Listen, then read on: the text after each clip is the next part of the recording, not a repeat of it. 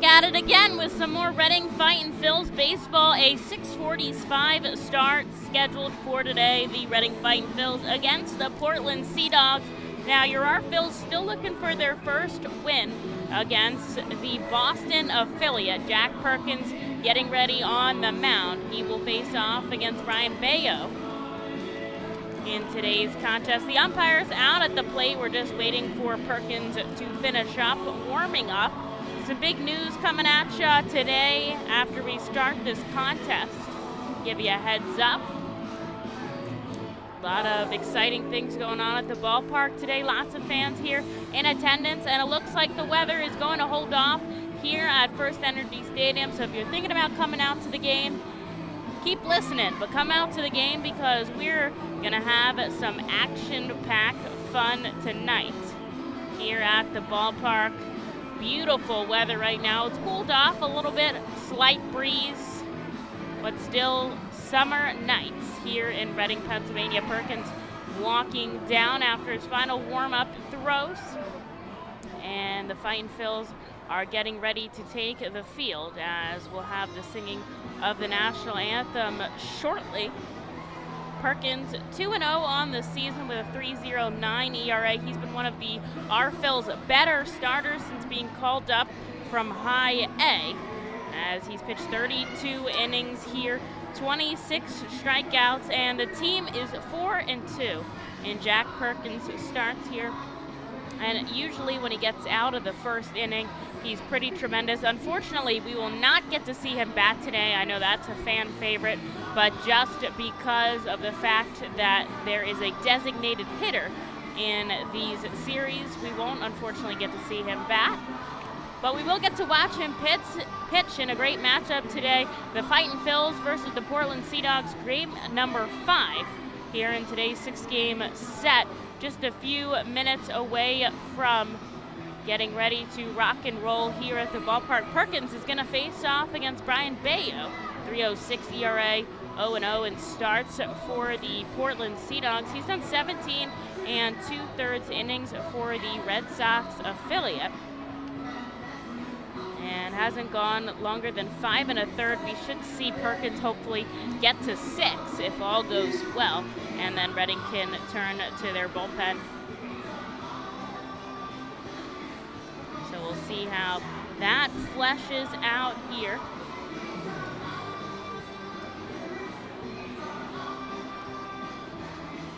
Bayo pitched in the Futures game just a week ago.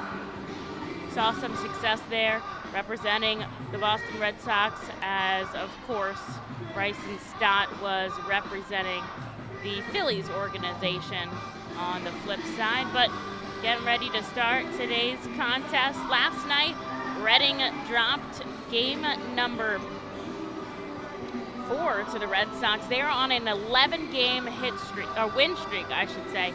And there's actually a little semantics going on with that, so we'll have to see how it fleshes out. But both of these pitchers today started the season in High A, received mid-first half promotions, and as we get underway, we're going to throw it down to the field with the playing of the national anthem.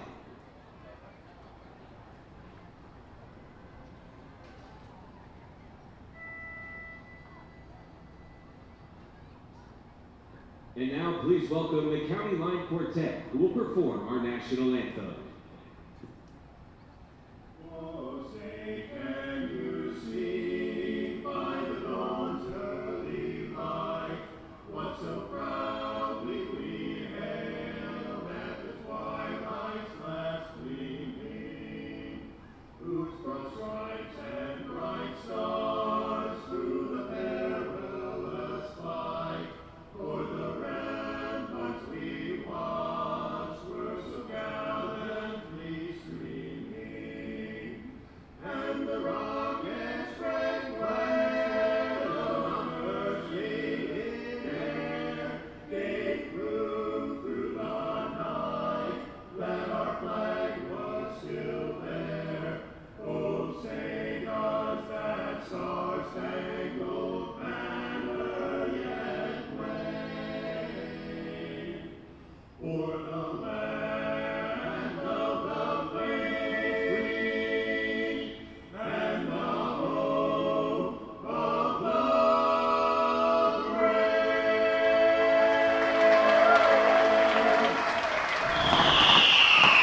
to gentlemen, next the County Line Quartet.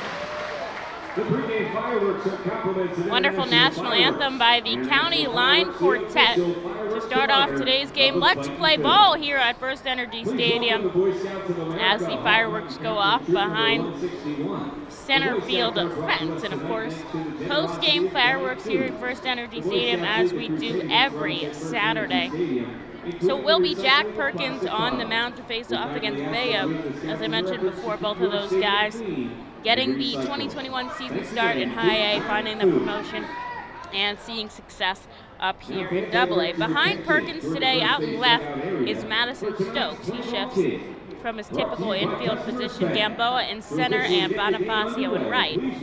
McCarthy Tatum over at third, Stott at short back there after getting the day off yesterday. Daniel Brito at second, and Luke Miller coming in to the game over at first. Rodolfo Duran back behind the plate tonight after getting the day off yesterday as well. It'll be Tanner Moore calling the balls and strikes today, with Biarretta shifting to third and Edwin Jimenez over at first.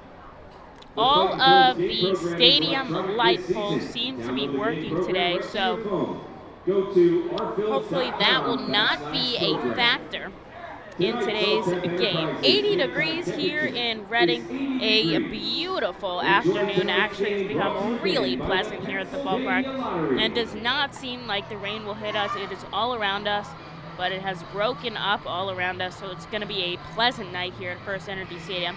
A slight breeze varying. Right now it's pushing out to center, so it'll be interesting to see if that kind of continues on, or what's the situation there. Rosario is going to lead us off once again. We've seen him every game in that spot except for Tuesday.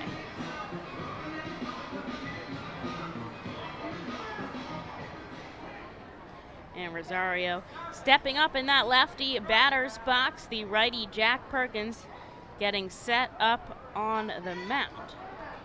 And he kicks and fires as the first pitch comes in just outside for a ball. 6:48 here at FirstEnergy Stadium. As we get things underway, the next offering is fouled back, and so it'll even 1-1.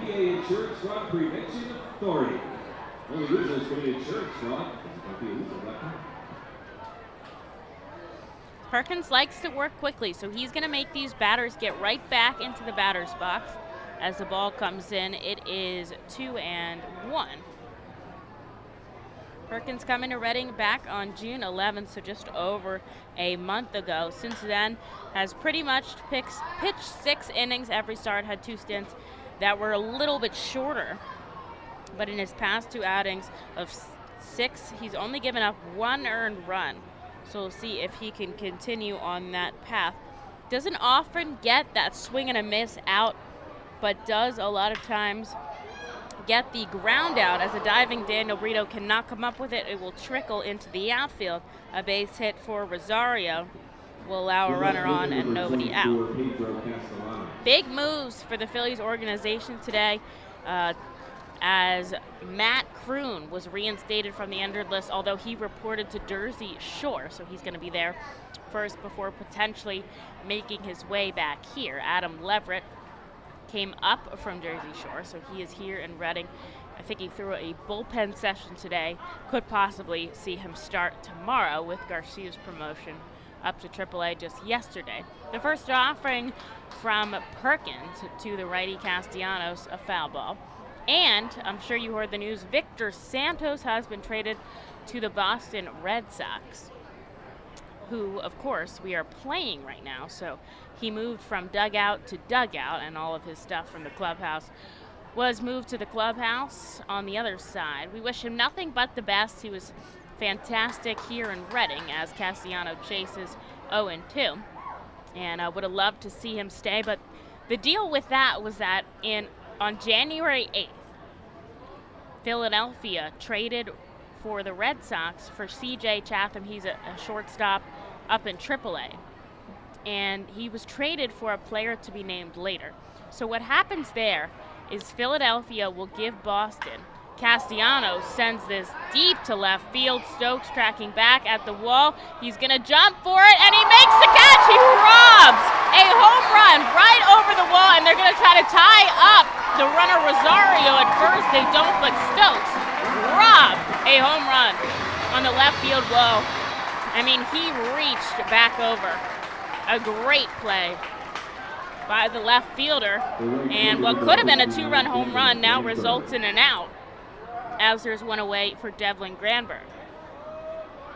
So what happens is that, and they showed it on the replay board, lots of cheers here.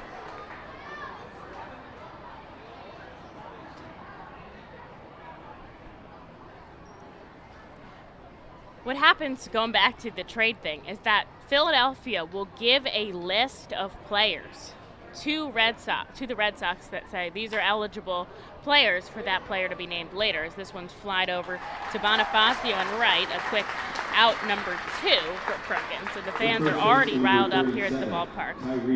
Here's Tyreek Reed. And so Boston has some amount of time, I think it's a couple of months, to decide who on that list that they want the player to be named later. So that all happened in January.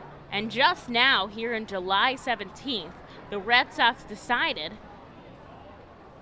oh, it's Victor Santos. We want him. And so that will close that trade. And that happened probably only 4 or so hours ago today. So very interesting, kind of out of the blue, I think, for everybody, especially because Santos has really grown into a nice pitching prospect here for Philadelphia. And I think quite possibly had a really good game on Wednesday against Portland. Perhaps they saw that and took notice of him. So Victor Santos traded to the Red Sox, and the Philadelphia team got C.J. Chatham back in January, though Chatham has been on the injured list pretty much the whole season in AAA. So tough there for Philadelphia.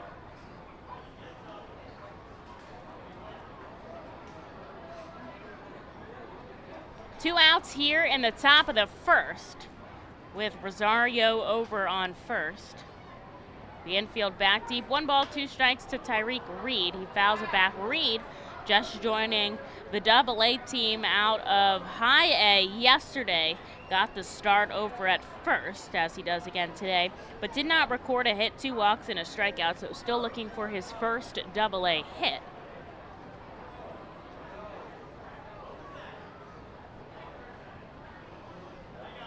And it's going to be a ground ball that goes foul.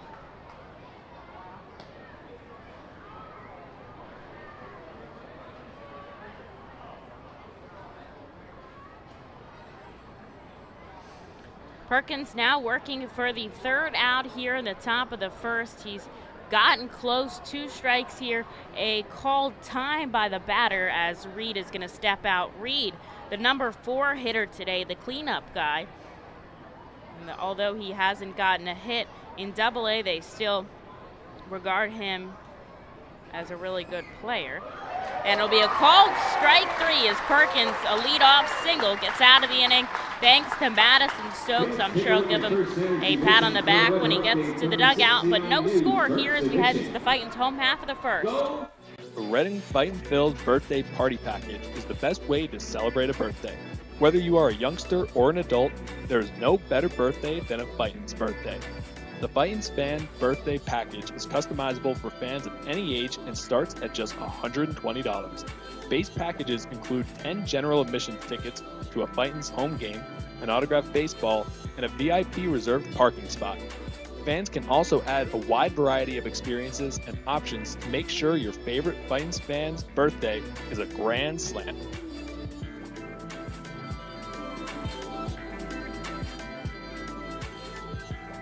Customers Bank is a proud continued partner of the United Way of Berks County and the Ready, Set, Read initiative. Ready, Set, Read programs focus on improving literacy skills for children from birth through 3rd grade.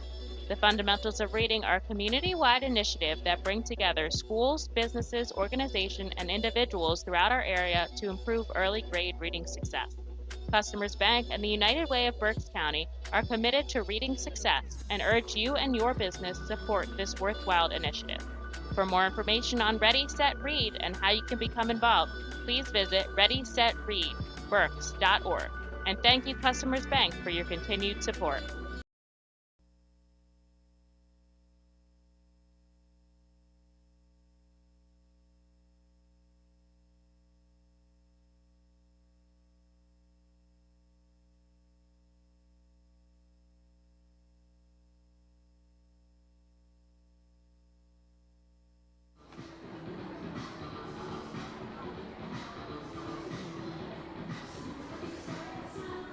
Leading off for the Fightin Phils, the second baseman, number 12, Daniel Brito. Well, scoreless going into the bottom of the first, thanks to Jack Perkins and a heck of a catch out in left field from Madison Stokes to rob a home run. That's got to be an SC top 10 play. So the Fightins are scoreless here heading into the home half, and to face off against Bayo is Daniel Brito, of course.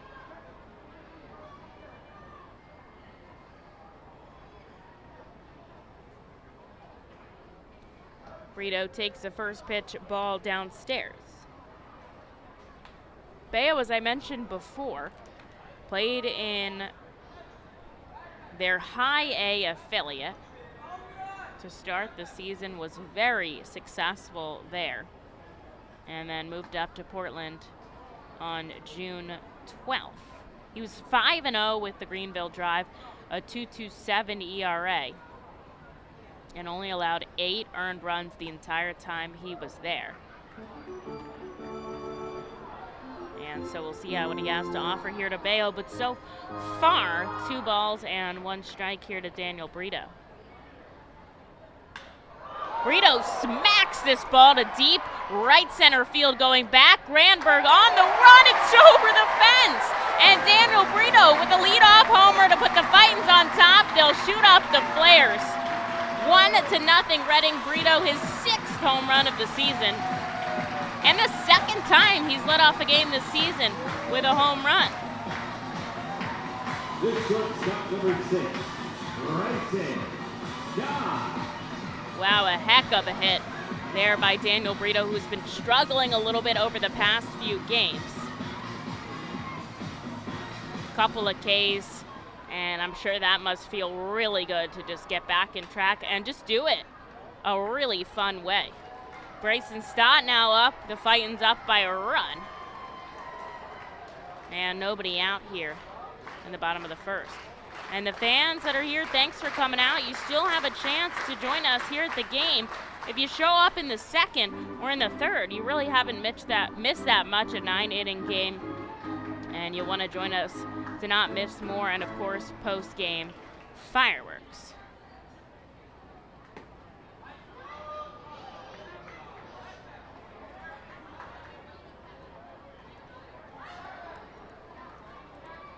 Bryson Stott, 1 ball and 2 strikes right now. Here's the offering from Bayo. It's inside.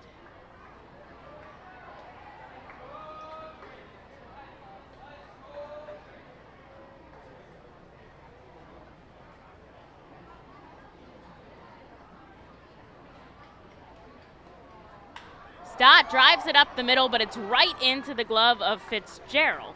And that's out number 1. He hit it sharply, but just to the wrong spot. And so 1 away now for Jorge Bonifacio.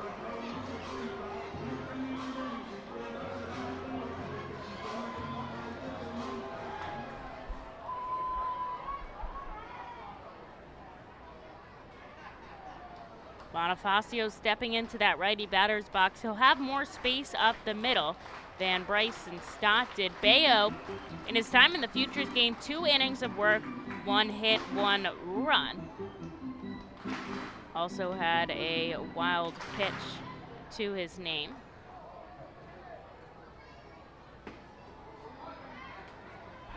And Bonifacio takes a called strike and a ball, so it is 1-1.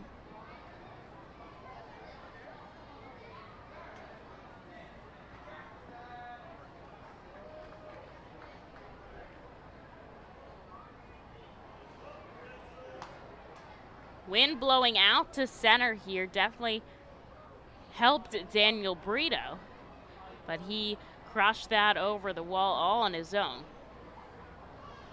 Looking down is Bayo, the righty standing on an angle on the third base side of the rubber, will kick and fire home. Bonifacio chases 97 on the gun from Bayo, and it's 2-2 now.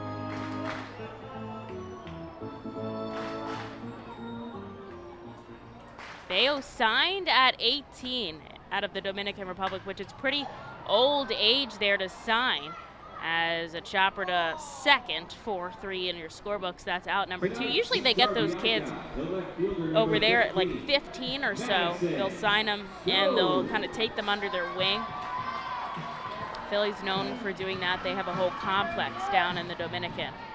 But Bayo signed at 18 and has been with the Red Sox ever since. Played in their instructional league in 2020, so they had that alt site, but then they also had an instructional league out in Florida, so he was able to get some good work in there. And main pitch will go with a 4-seam fastball tonight. Around 95, but does top out at 98, which we've seen the high 90s as Madison Stokes swings and misses 1-1. 2 away now, but the Fightin' Phils are leading by a run. And here's the offering, a called strike at the knees.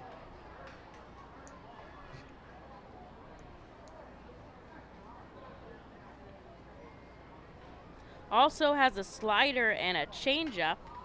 This one a high fastball, 97 again on the gun. 1 ball, 2 strikes, still to Madison Stokes. They say his changeup is probably his best pitch, which I imagine, you know, when you throw 97 and you change it down to low to mid 80s, it's tough to read as a hitter. But a slider away now, 2-2.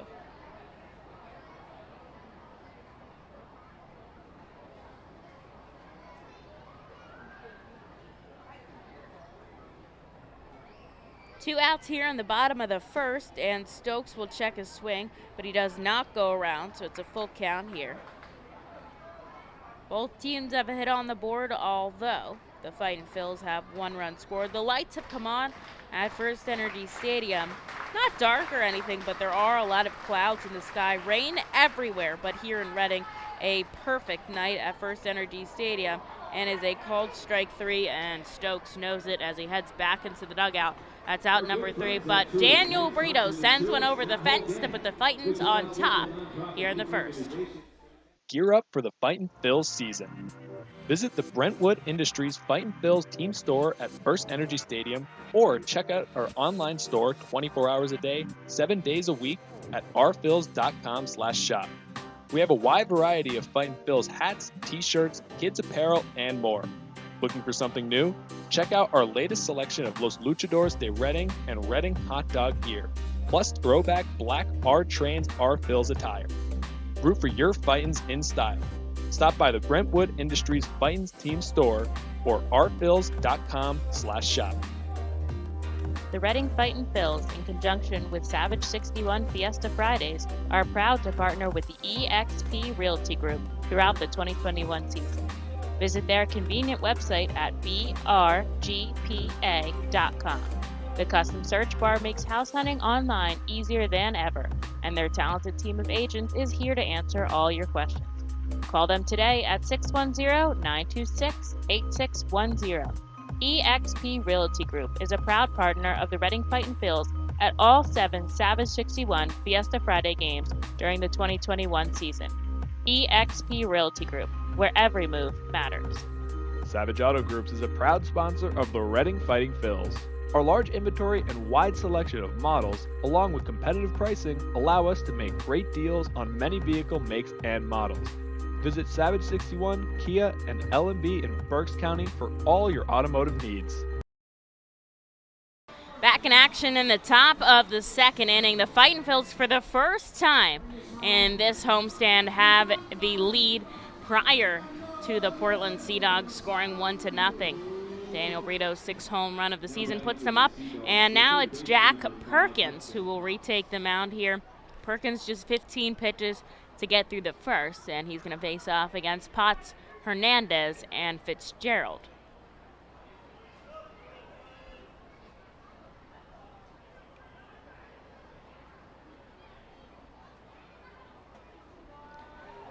A first pitch strike from Jack Perkins.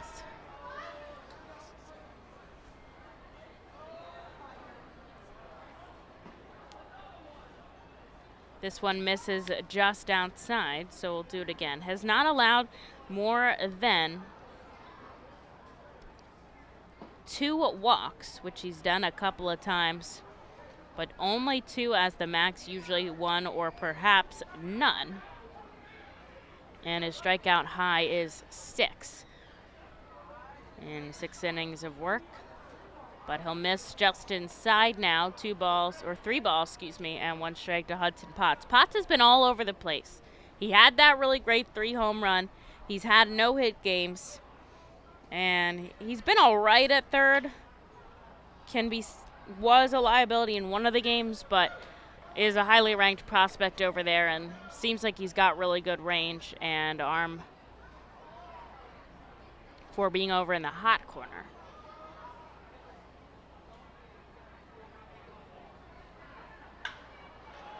Potts sends this high in the sky. It's going to remain playable. Gamboa, Stokes. It's going to be Stokes out in left field who makes the catch. Coming in just a couple steps, and that's an easy out, number 1.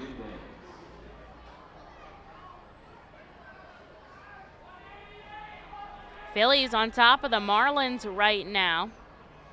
2-0. They played 3, and Phillies getting their 2 runs in the first thanks to Andrew McCutchen and Rhys Hoskins, his 23rd double of the season.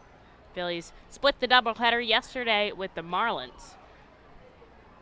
Look to bounce back with a win today. The first offering to Ronaldo Hernandez is outside. A couple of other games going on around in the league. I know it's raining a little bit up in Lehigh Valley, but they are tied at 1. Or that's in Trenton, where the Buffalo Bison are playing. So not too far away. They're tied up at 1 there. And they're in the middle of the second. They did get an earlier start than us, an RBI for Mickey Moniak. Brooklyn leads 3-0 over Jersey Shore. That game is at Brooklyn in the middle of the 4th. As Perkins misses outside, it's 2-1. And Clearwater and Dunedin are in a lightning delay. We don't often have those here. The offering by Perkins will miss downstairs, and another 3-1 count. Now he got ahead in the last one. We'll see what happens. In this at-bat, the infield back deep, and here's the offering by Perkins. It'll splinter the bat. Stott ranging over to first, and that's a quick and easy out, number 2. The shortstop, number 22, Ryan Fitzgerald. Here's Ryan Fitzgerald now with 2 outs.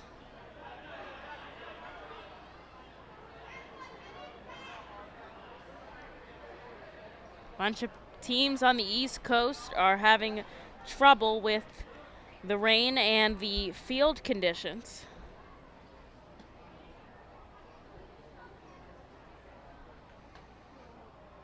But not so far here. It's actually a perfect night at the ballpark. Perkins sends a first pitch ball to Fitzgerald, and he gets him to chase upstairs. 91 on the gun. The count moves to 1-1.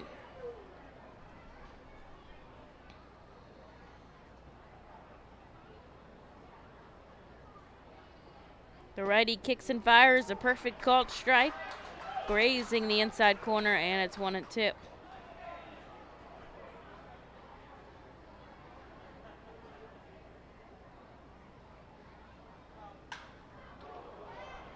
This one shot to left. It's going to bounce off the wall. And Stokes picking it up and throwing it in. That's a base hit, or a double, I should say, for Fitzgerald. His 21st of the season. And with a runner on and 2 outs, here's Johnny Pareda. Now Fitzgerald has had 20 doubles, 21 now, I'll say. 21 doubles, 8 home runs, and 2 triples. So 31 extra base hits, and he's had 83 hits in total. So 37% of his hits are for extra bases, which is a pretty good margin. Pareda, who was catcher yesterday, and Don't know what happened. Wimberly there was running out closer, but it actually looks like he's just playing a really far back third base coach, which we saw him yesterday, so that shouldn't be too surprising to me. And Pareda chops a slow one up the third base line, foul. Pareda the DH today after catching. That's where I was going with that. The catcher is Hernandez tonight, who we saw earlier in the series, and Baldwin has been the catcher before, but took a break for the Olympics.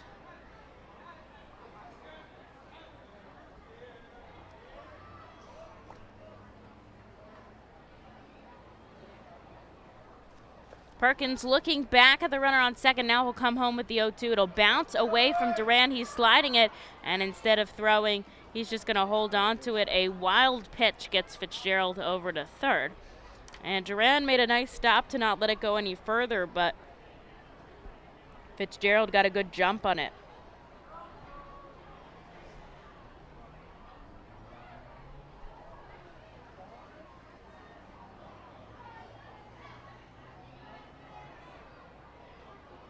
One ball, two strikes here.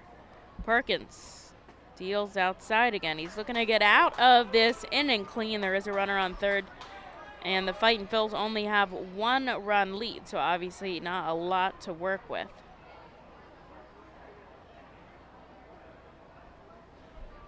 Pareda sets up in the righty batter's box. 2 outs now, and the 2-1 pitch grounded to third, and it's going to get through the gap between Tatum and Stott, and so the run will score an RBI single for Pareda. Ties this ball game up, and man, the Fightin' Phils lose their 1-run lead here in the top of the second, so they only retain it for about 2 outs now, as it's Tanner Nishioka with a runner on first, and so we'll try again for it.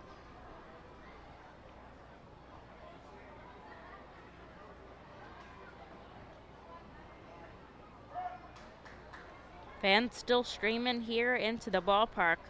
Pool area completely full up over on the right field deck area, and the 67 Club up the third baseline as well.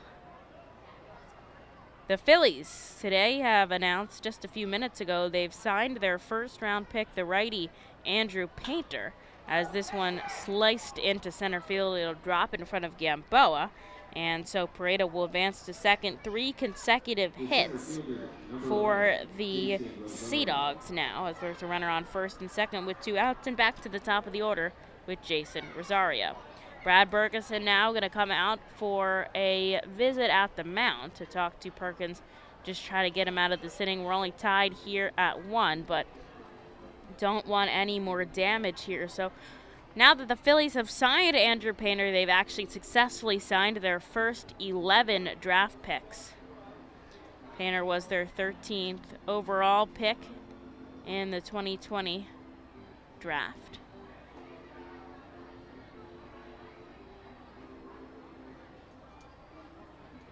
Phillies getting a good mix of utility players, outfielders, and pitchers as well. Mainly pitchers, I would say, but still have the opportunity to sign free agent guys as well.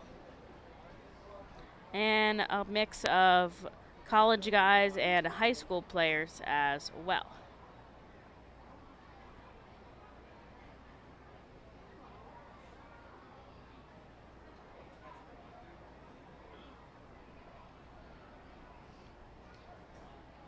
So Perkins is now going to have to go after Rosario, who had a base hit in the first, and there's 2 runners on and 2 outs here as we're all tied up at 1. Rosario chases a slider down and away, and it's 0-1.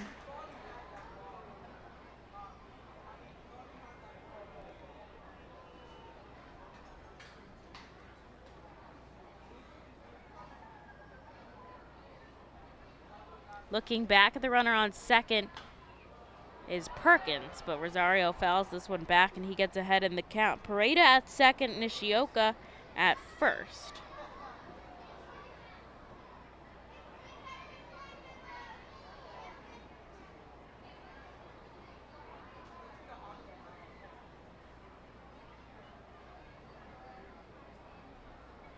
Here's the offering by Perkins, a called strike 3, and the second strikeout looking to end the inning, as he does it in the first as well. Although Perkins does give up a run, it is tied at 1 going into the Fightin's home half.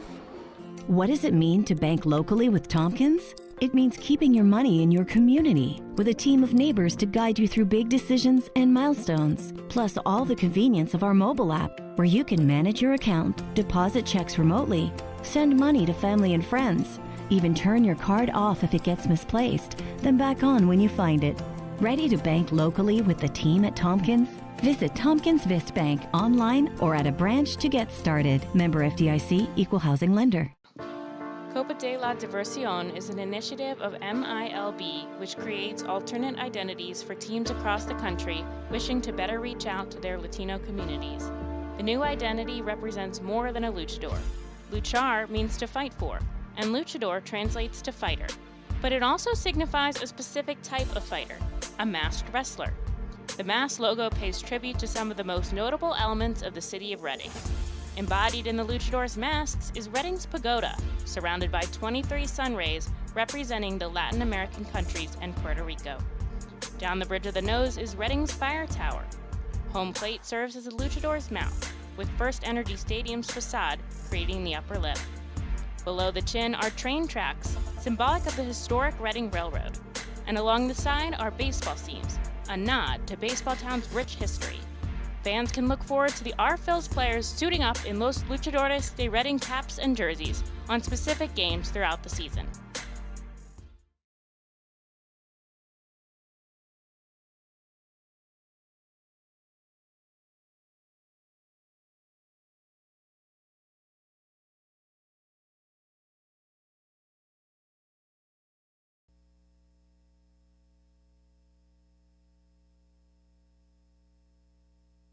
This is Funland. Now heading through the Fightin Phils, their catcher, number 19, Rodolfo.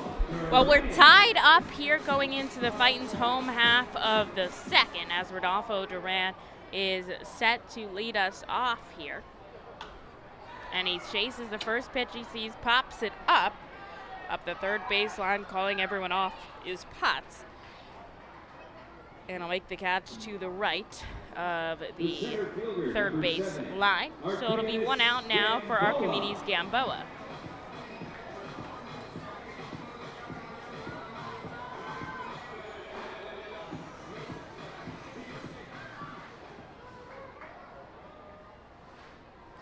Gamboa's going to bat lefty here against the righty Bayo, and a called strike comes into Gamboa.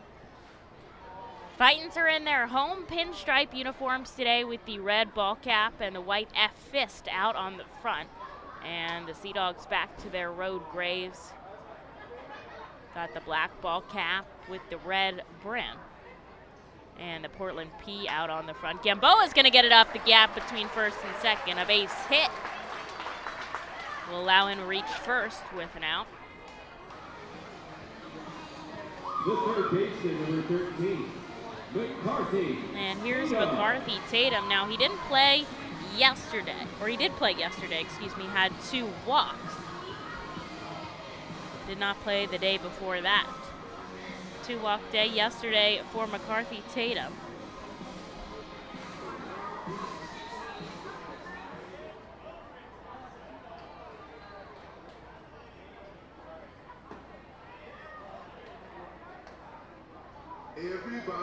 And Tatum takes the first pitch strike now.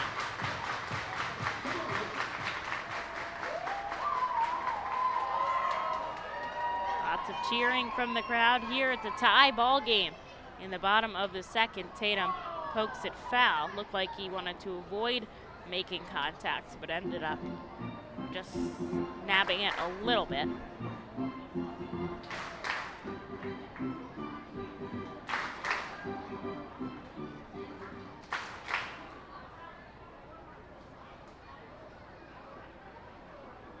The righty on the third base side of the rubber won't look at Gamboa. Instead, he'll come home. And Gamboa with a team high 4 stolen bases. Quite possible that he will try to head over to second and get himself in scoring position.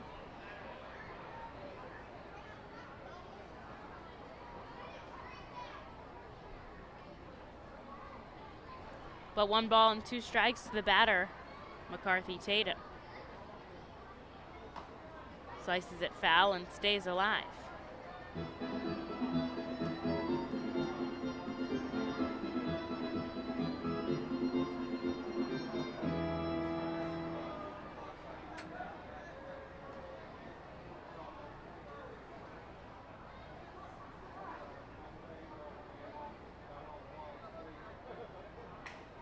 One ball, 2 strikes, upstairs, and Tatum holds.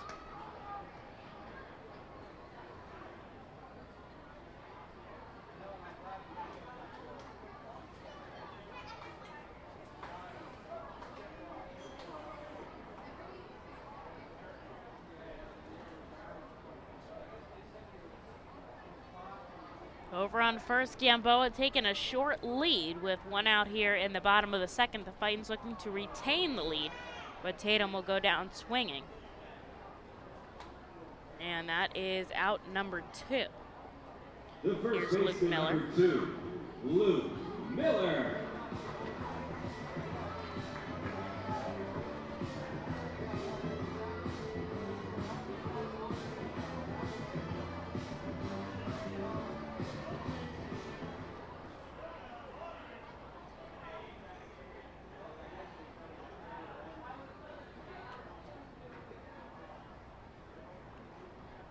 Bayo kicks and fires home against Miller, and he'll take a pitch outside. Miller was the one who did not play yesterday, and when he did play in his last game on Wednesday night, had a tough day, 0 for 4 with 4 strikeouts. And he sends this one foul, probably outside of the stadium.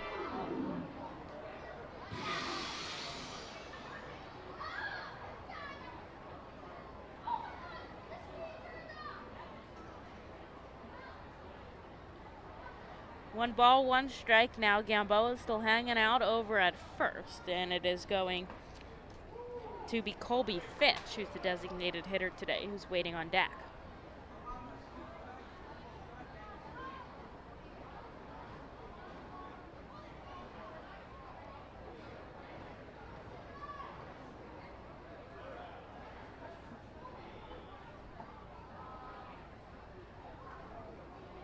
Miller chases. It is 2 balls and 2 strikes here.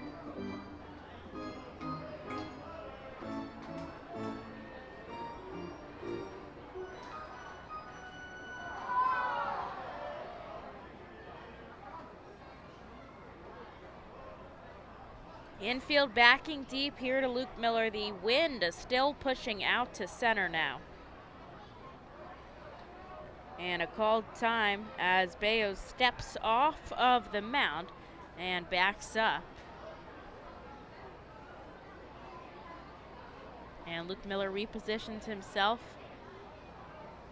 on the right side of the plate, digs in that right foot. 2 balls and 2 strikes now. Comes home, and he'll chase a pitch in the dirt, so Bayo getting it out of an inning, and Gamboa stranded on first. The Fightin' Phils don't score, and it's tied at 1 heading into the top of the 3rd. Spend some quality time with the family by taking them out to a ball game every Sunday home game at FirstEnergy Stadium. Sundays are Burke's Packing Sunday Family Fun Days, presented by Classic Harley-Davidson. Get 4 tickets, 4 hot dogs, and 4 sodas for only $50 when purchased in advance.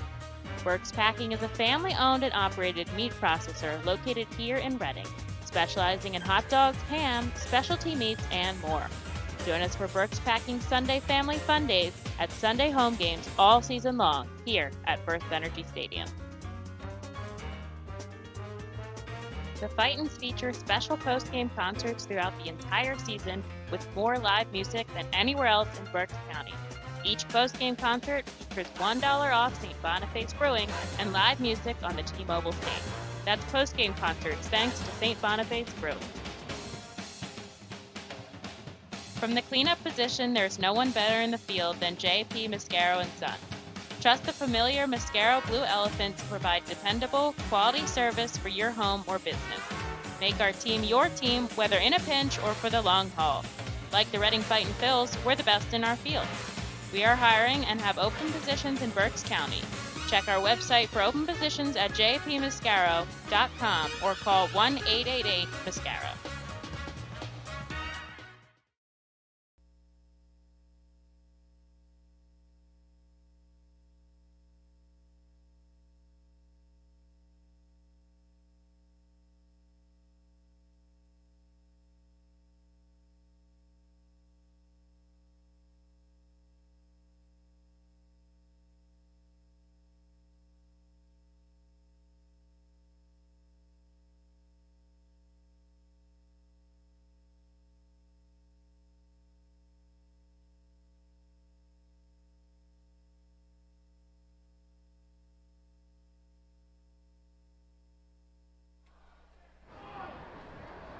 Into the third we go here, tied at 1. A solo shot by Daniel Brito back in the first, and then the Portland Sea Dogs tied it up with a single from Pareda that scored Fitzgerald after his double. Castellanos gonna lead it off here against Perkins. 2 straight balls coming in. And this one a bullet out to left, but Stokes ranging over makes the catch for out number 1. It's the second time that Castellanos shot it deep to left. The first time, Stokes robbed him of a home run. This time, probably robbed him of an extra base hit. And so 1 away now for Devlin Granberg.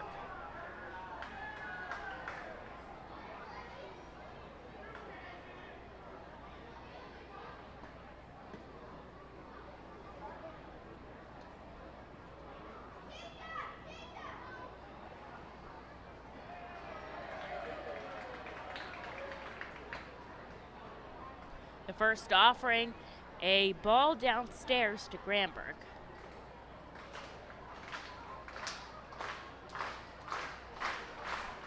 Fans are cheering here as he sends it sky high. It's going to be Stott who calls everyone off and makes the catch at short for a quick out number 2. And here's Tyreek Reed now.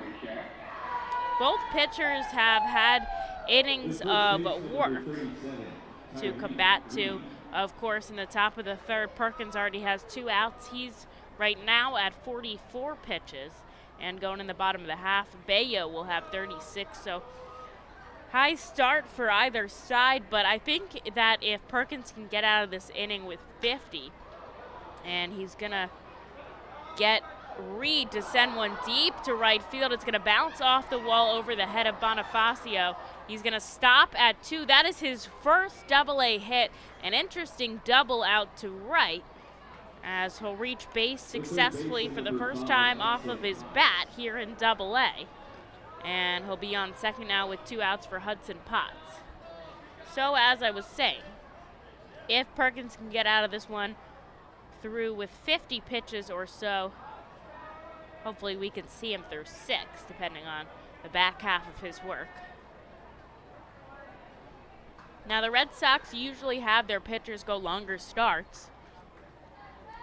And we saw 98 pitches out of German yesterday.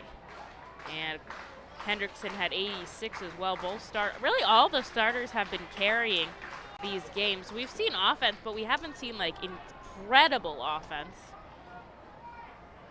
Or I should say a lot of run scoring. We've seen a lot of offense. We haven't seen a ton of run scoring. And 1 ball, no strike now to Hudson Potts. Runner on second, infield back deep though. Perkins is going to come home. It's a called strike.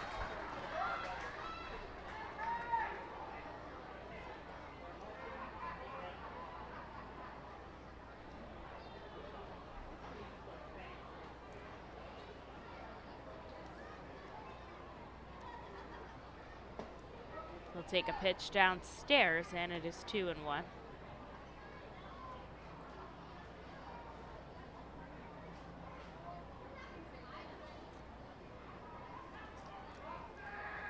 Someone standing up in the bullpen, wiping the dirt off of the rubber down there for Reading. I don't imagine that Perkins would come out. This one shot to left field. It's going to bounce in fair territory. Coming home is Reed on the run. And so with an RBI double out of Potts, Portland will take a 2-1 lead here in the third. They're really good at piecing together hits, and eventually scoring a run off of that, where the Fightin' Phils can piece together getting on the base pass, but sometimes they rely a lot on the long ball to score their runs. I was talking about this in the Erie series, that about 40% of the Fightin' Phils total runs, so run production, has come off of home runs, whether they be anything from a solo shot to a 3-run homer or such. A lot of the offense that they bring home comes out of the long ball. This one sliced up the other way. It'll get by Miller at first, coming around and scoring his Potts. This one going all the way to the corner. Back-to-back doubles from Portland allows them to take a 3-1 lead over Reading here with 2 outs. His shortstop, number 22, Ryan Fitzgerald. And here's Ryan Fitzgerald now, who had a double of his own back in the second. So that is 4 doubles for Portland. I know I got some of my game notes about that. I want to say the last time it happened, I think, was 6. I'll have to look into that over the inning break. But first, Jack Perkins is going to have to get out of the top of the third here. 3 runs on 6 hits. The Fightin' Phils just 1 run on 2 hits, and I'll send a ball into Fitzgerald.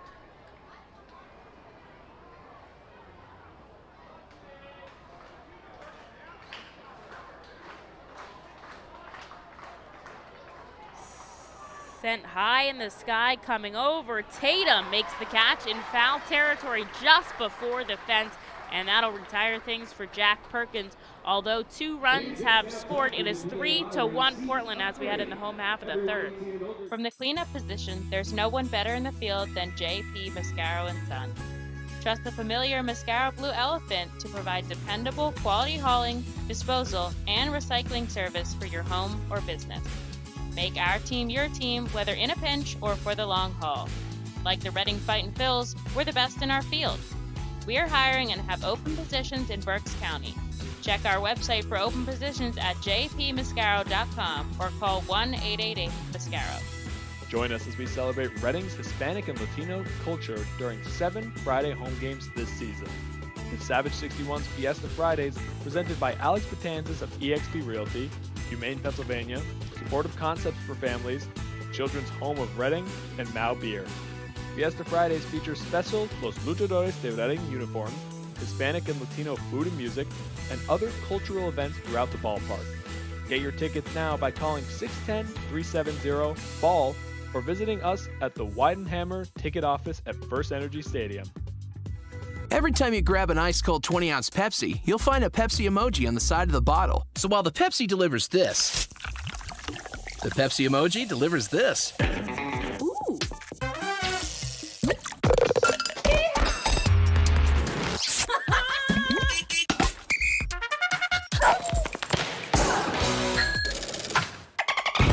So go ahead, crack open a Pepsi and tell the world how you feel and what you love with Pepsi emojis. Say it with Pepsi. Phils trail by 2 runs here as we go into the bottom of the third inning.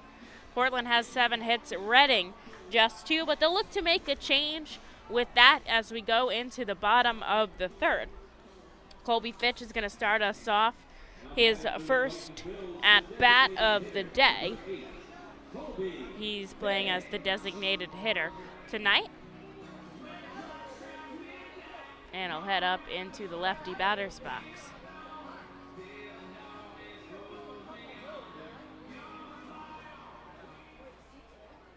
And the corner infielder Potts playing into Fitch. He'll take a swinging strike as the first offering.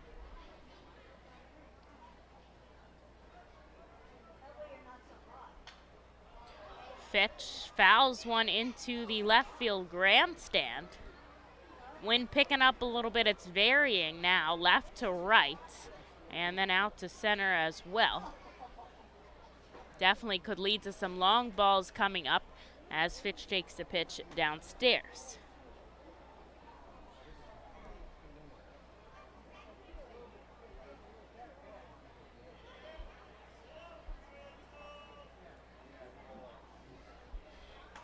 Bayo's offering just a little bit outside, so Fitch is going to stay alive now with a 2-2 count. Bayo has struck out 3 batters right now, including strikeouts to end both the first and the second inning. As Fitch goes down swinging, that's strikeout number 4.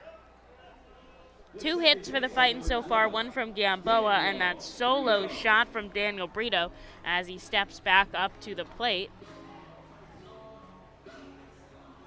We'll see what he can do in this at-bat.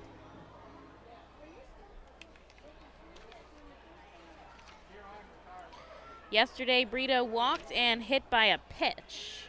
And on Thursday, he had a base hit, but has also recorded 5 strikeouts since then. And he'll send this one into shallow center field. Coming in is the center fielder, Rosario, and he's able to make the catch on the run. Had a lot of ground to cover, but it's out number 2 for Bryson Stott.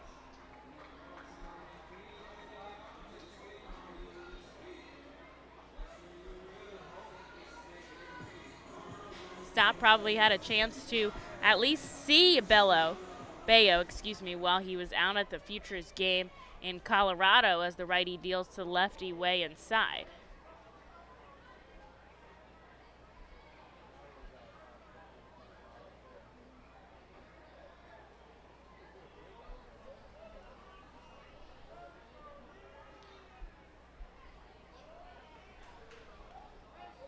Kicks and fires this time all the way on the other end outside.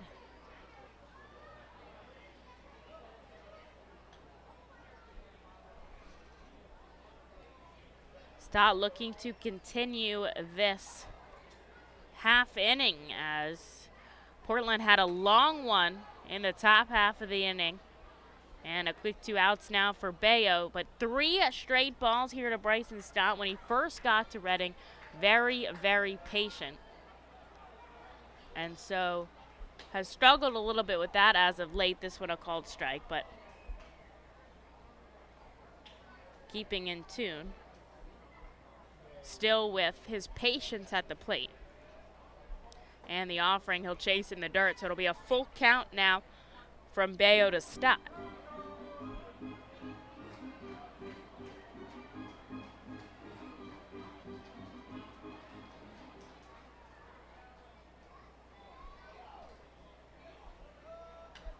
Stott, a slow rolling ground ball back into his team's dugout to stay alive.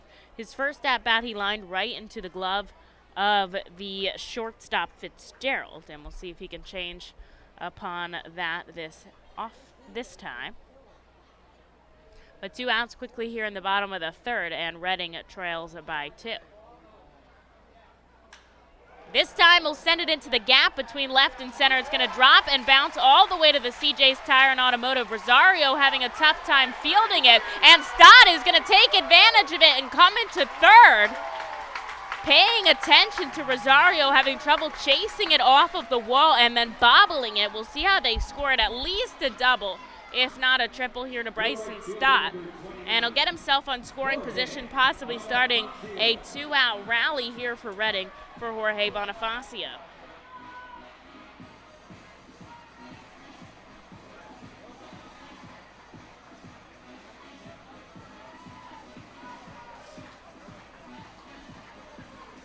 So Bonifacio will step up now with a runner on third, and Stott taking advantage of a full count. And they'll see if they can dig into Bayo here. Bonifacio wants all of it, chases a 98-mile-an-hour fastball, but can't come up with it. And that was a double to Bryson Stott. He advanced on the error by the center fielder who bobbled it, chasing it off the wall. Couldn't really pick it up, honestly, as he swings and misses at a pitch in the dirt.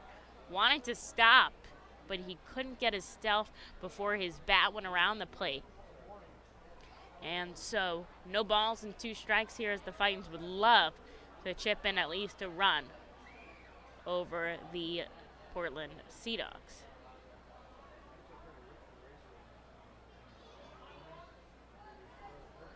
Bayo The righty has a good vision of Stott, who's a couple steps up the line. Bonifacio this time holds off on a pitch in the dirt. The same pitch, but he doesn't chase. And it is 1-2.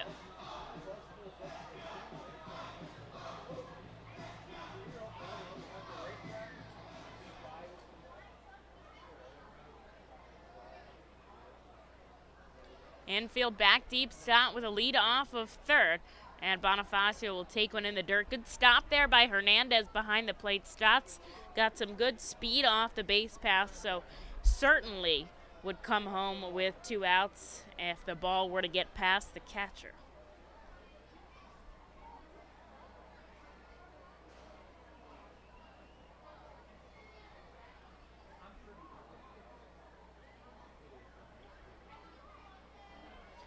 Hernandez setting up on the outside part of the plate. Bayo kicks and fires home, and Bonifacio ices this one up the left field line, but it is just foul.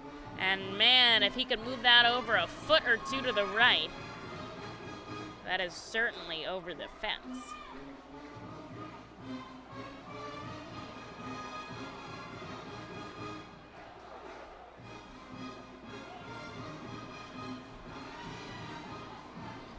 Coming out, Hernandez now to talk with Bayo for a minute for first mound visit of the season. And so the Fightin' Phils fans are energized here as they look to score a run here in the bottom of the third as they trail by 2. Stott at third. The pitch to Bonifacio. He pokes it foul and he'll stay alive.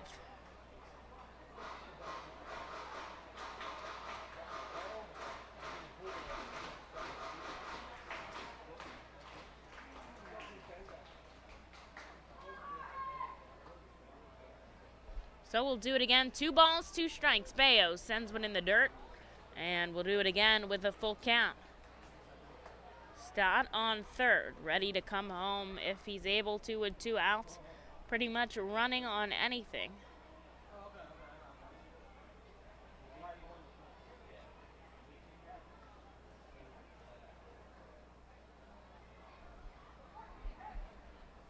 And the payoff pitch, Bonifacio icing it again up the left field line. And again, it is foul. And so he'll stay alive.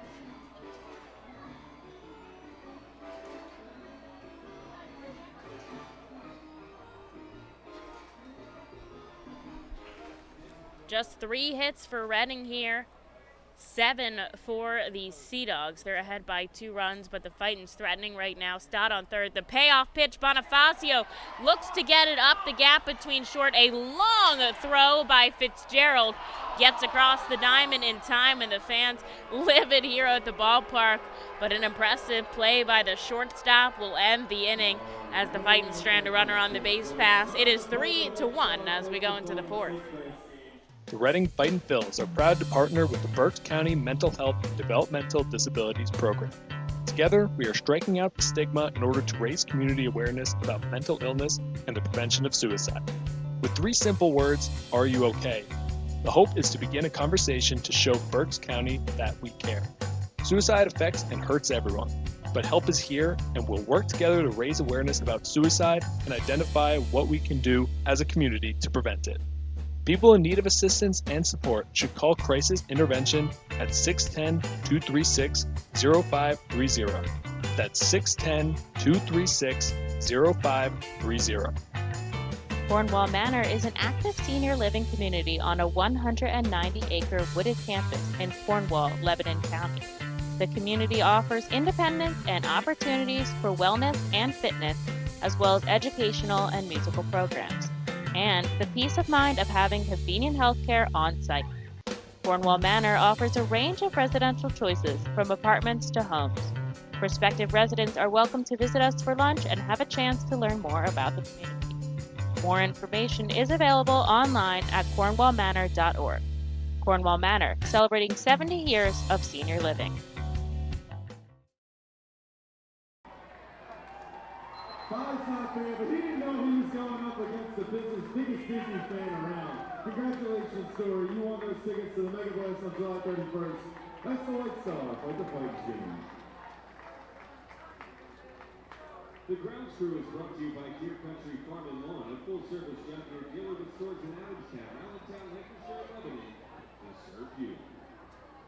Now batting for the Sea Dogs, the designated hitter, number 25. Jack Perkins comes out in the top of the fourth. He'll face off against the bottom part of the Sea Dogs order in Pareda Nishioka, and then back to the top with Rosario. Reading threatening in the bottom half of the third, but they fail to score. And Pareda sends one sky-high foul here to start off the top half.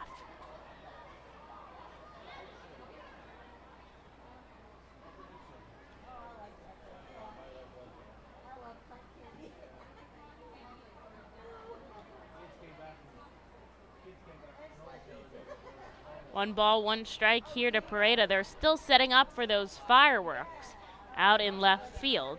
And a note that I wanted to make about those fireworks, I know a lot of them are computer automated where they kind of hook it up to a system as Pareda chases a high fastball 1-2 and then kind of push a button and just sit back and watch. But these guys from International Fireworks of Douglasville are actually out there like with a lighter or whatever they use, an incense stick.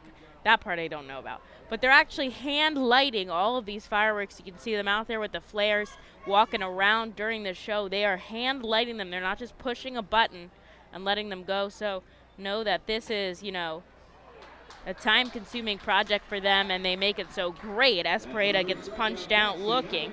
Out number one for Perkins here in the bottom of the fourth. He'll be looking for a quick 1-2-3 inning to put his team back up to bat, especially after the more hefty inning he had in the top of the third.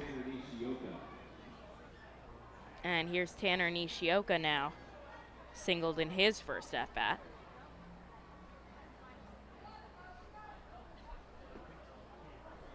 Checks his swing, but he goes around, says more behind the plate. Strike number one.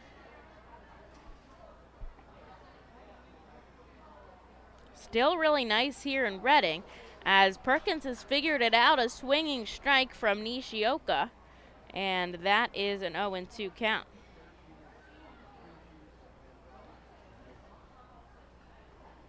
The Iron Pigs lead 7-1 over the Bison. Man, I turned away for him a second as a swinging strike. It gets Nishioka out, a pair of Ks for Perkins here to get us 2 outs into the top of the fourth and back to the top of the order with Rosario. So let's check in what happened there. Mickey Moniak with his 10th homer of the season scored 2, and then Jake Elmore had a double that scored 3, a bases clearing double. And so that's how Lehigh Valley with a 7-run lead in the fourth. First offering a ball to Rosario. Brooklyn a 3-0 lead over Jersey Shore. They're in the middle of the sixth. And Clearwater still in a lightning delay as ball number 2 comes in inside. The Phillies still up 2-0. They're in the bottom of the fifth. Vince Velasquez still in the ball game. Coming home, Perkins, a perfect strike down the middle, and it is 2-1. Perkins 4 strikeouts on the night. Portland 3 runs and 7 hits. Reading 1 run and 3 hits. This one flying out to left field. Stokes tracking over, makes an easy catch. The first 3 up, 3 down inning for Jack Perkins as he seemed to really settle in there, and he'll put his Fightins up to bat in the bottom of the fourth. Cornwall Manor is an active senior living community on a 190-acre wooded campus in Cornwall, Lebanon County. The community offers independence and opportunities for wellness and fitness, as well as educational and musical programs, and the peace of mind of having convenient health care on site. Cornwall Manor offers a range of residential choices from apartments to homes. Prospective residents are welcome to visit us for lunch and have a chance to learn more about the community. More information is available online at cornwallmanor.org. Cornwall Manor, celebrating 70 years of senior living. Feasers Incorporated, a family-owned full-line food service distributor located in central Pennsylvania, services restaurants, sporting facilities, theme amusement parks, healthcare facilities, educational facilities, and other institutions throughout Pennsylvania and the Mid-Atlantic region. For over 100 years, Feasers and its employees have committed themselves to making customer service their highest priority. Feasers works hard to provide customers with the products they require, delivered by their helpful fleet drivers. Feasers is large enough to serve and small enough to care. For more information, call 800-326-2828 or Feasers.com. ROG Orthodontics is the proud official partner of the ROG Orthodontics Fightin Phil's Kids Club. Join today at Fightins.com to get your free ROG Orthodontics Kids Club t-shirt and visit FantasticSmiles.com for more information on all the great work that ROG Orthodontics provides. ROG. The bottom of the fourth, we go after a quick 1-2-3 inning out of Jack Perkins. Madison Stokes will lead us off, then Duran and Gamboa. As Bayo comes out for another inning of work. The Fightin Phils are down by 2 now. They've had a couple of opportunities with runners on, but we'll see what they're able to do here in the bottom of the fourth as Stokes heads up into the righty batter's box.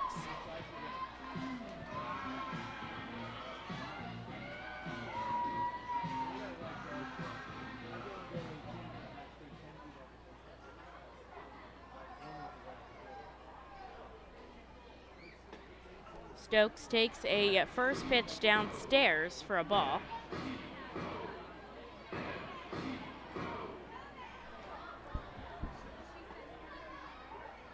And a called strike number 1 there.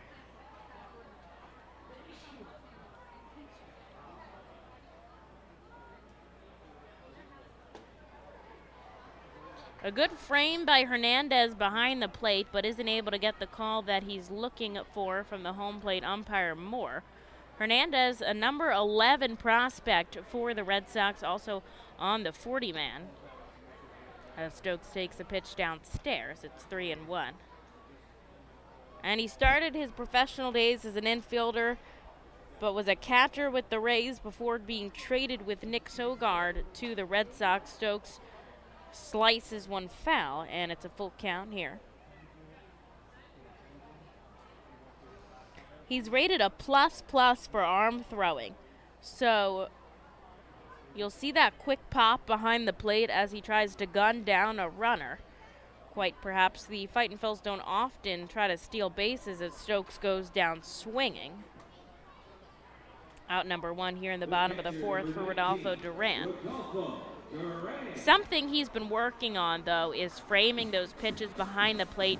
He's got a really hard frame, which, while it sounds good, is actually not what catchers are looking for. They're looking for kind of a soft frame where they can just let the ball slide up into their glove and pull it up an inch or so, instead of a really hard frame that kind of slates the ball exactly where it lands, which if you're trying to get more strike calls from your guy when he's not throwing strikes or when he's got something on the corner. 1 ball, 1 strike here to Rodolfo Duran, a catcher himself.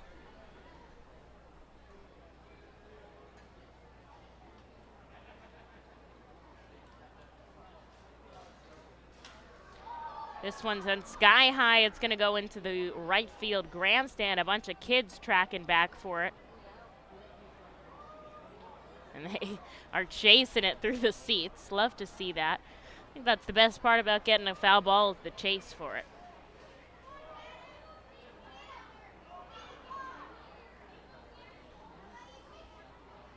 Taking a deep breath is Bayo. Now we'll send this one home. Duran chasing a pitch well away in the dirt, and he heads back to the dugout. Back-to-back Ks from Bayo. His 6th of the day, and now Archimedes Gamboa, 1 of just 3 hits for Reading so far in today's contest.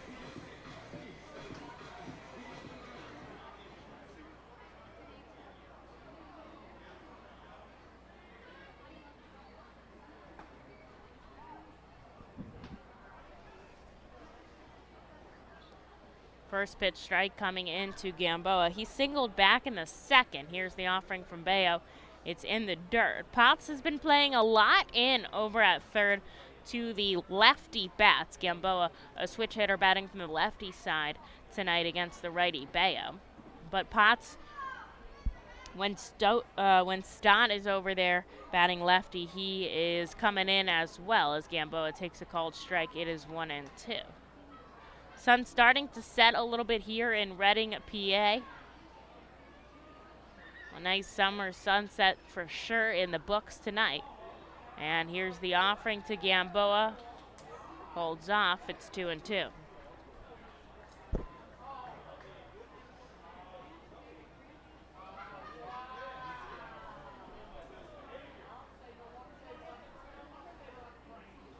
Bayo steps off of the rubber for a second. A deep breath. He'll step his left leg back and his right leg kick and fire home. And they're going to say Gamboa struck out swinging as Hernandez puts the tag on it.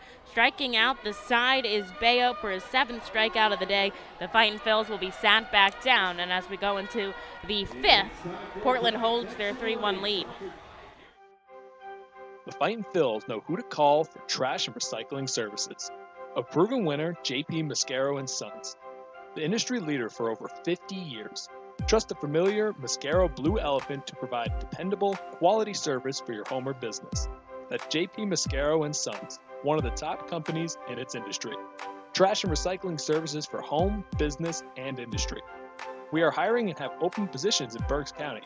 Check our website for open positions at jpmascaro.com or call 1-888-MASCARO. JP Mascaro & Sons, ready to serve you. Nursing home neglect is a serious problem. If you or a loved one has suffered from bed sores obtained in a nursing home or a fall down in a nursing home resulting in a fracture, our friends at Swartz Culleton can help. Call the attorneys at Swartz Culleton for a free consultation. Their phone number is 1-800-JUSTICE. That's 1-800-587-8423. Once again, call 1-800-JUSTICE today. Swartz Culleton is a proud sponsor of the Reading Fightin' Phils. It's summer. Time to trade hibernation for liberation. Couch time for tan lines. The sunshine and good times are waiting, so it's time to go the distance in a car you can depend on. Kia, backed by our 10-year, 100,000-mile warranty. Summer's calling. How will you answer? Kia, movement that inspires. Hurry into your local Kia dealer today for great deals on our exciting lineup of vehicles built for summer. Call 800-333-4KIA for details. Always drive safely. 10-year, 100,000-mile warranty program refers to a limited powertrain warranty. Going to the top of the 5th, and Perkins coming out for another inning of work. He's given up 3 runs on 7 hits, although the Sea Dogs have made an error in the field. Bayo 74 pitches, Perkins 66, both through 4, and the righty will come on to face Castellanos. A called strike to start things off.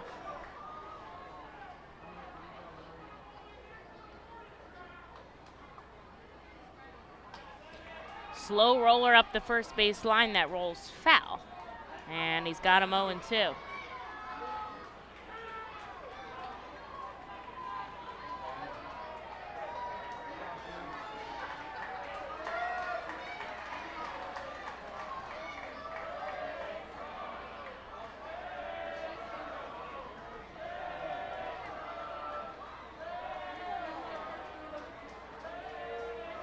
Perkins kicks and fires. Castellanos sends this one to center field. It's going to drop in, bouncing off of the wall, going back Gamboa for it.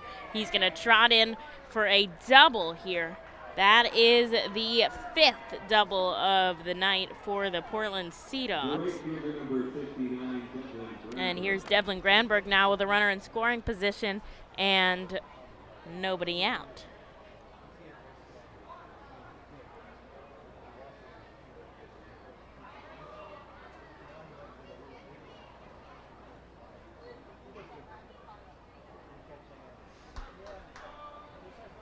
Granberg stepping into that righty batter's box 0 for 2 today.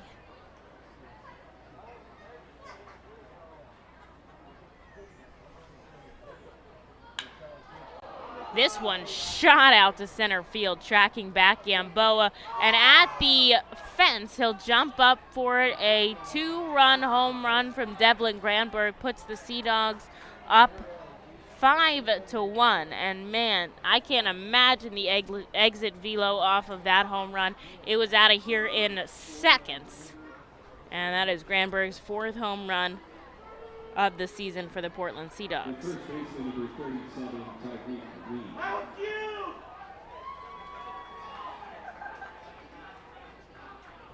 Tyreek Reed now coming up with nobody out. There will be some action in the bullpen here for Perkins as he gets Reed to foul it back. That foul ball. In an excess industry, safety head, safety net.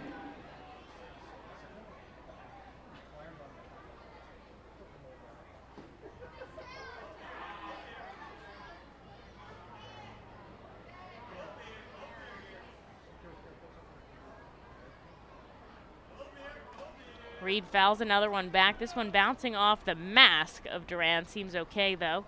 1-2. Spencer Howard getting the start for Lehigh Valley tonight.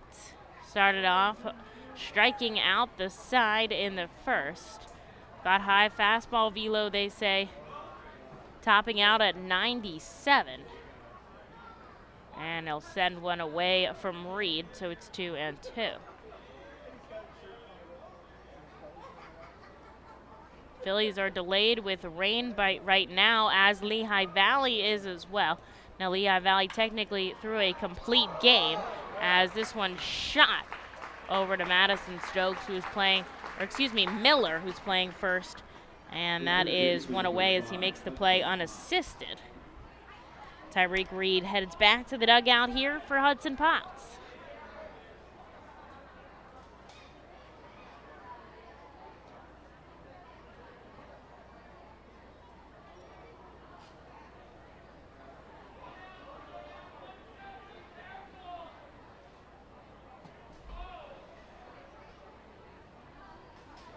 Potts takes a ball. He had a double that scored a run back in the third. Also flew out to left.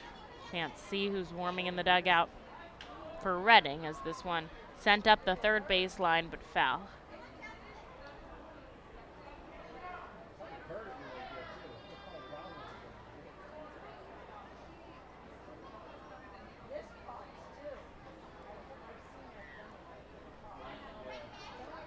Coming home is Perkins, and he'll be outside to pot 2-1.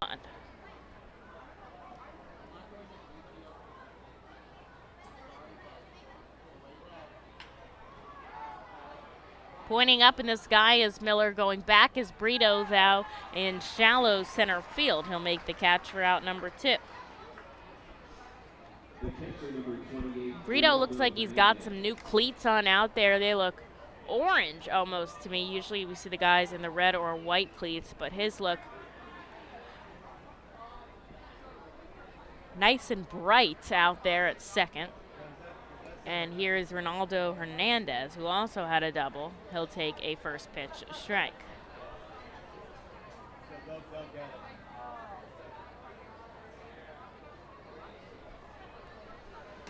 Outside, 1-1. Hernandez, 6'1", 230, up at the plate. Just 23 years old. A lot of younger guys on this Sea Dogs roster, as he sends one out to left, but it ropes foul. And so he'll have to go back now with 2 strikes.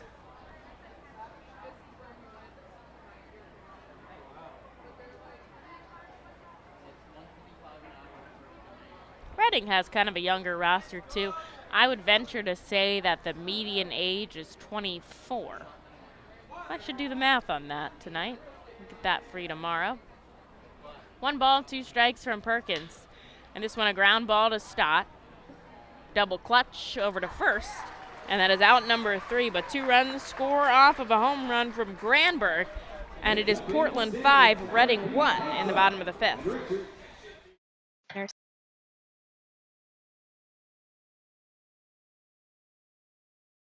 Nurses serious neglect loved ones, source obtained in a nursing home, or a fall down in a nursing home resulting in a fracture, our friends at Swartz Culleton can help. Call the attorneys at Swartz Culleton for a free consultation. Their phone number is 1-800-JUSTICE. That's 1-800-587-8423. Once again, call 1-800-JUSTICE today. Sports Collagen is a proud sponsor of the Reading Fightin' Phils. The Reading Fightin' Phils are proud to partner with Humane Pennsylvania throughout the 2021 season. Humane Pennsylvania is the region's premier leader in animal welfare and empowers the people in our communities to increase their capacity to care for animals so that all animals are safe, healthy, and treated humanely. Humane Pennsylvania is proud to be a Fiesta Friday and Bark in the Park sponsor. Learn more about Humane Pennsylvania and how you can help build the best community anywhere to be an animal by visiting humanepa.org.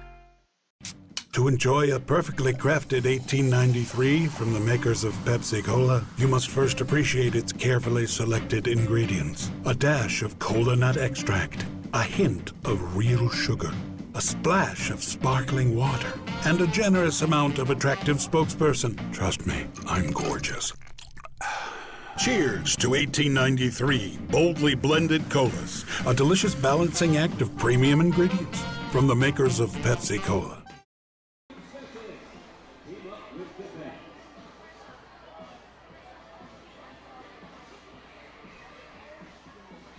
Brian Bayo coming out for another inning of work. He sat down the Fightins with 3 strikeouts in a row in the 4th, and Reading will send up Tatum, Miller, and Fitch to bat. In the bottom of the 5th, they trail by 4 runs here as we move to the middle part of this game.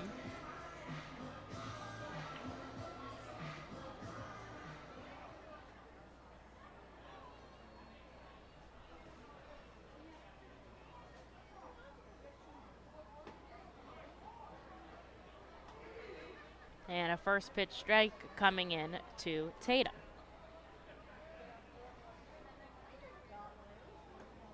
Chases another pitch in the dirt.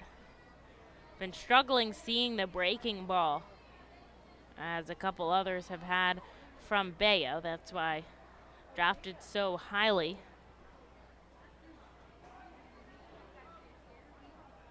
Really highly thought of in the Red Sox system.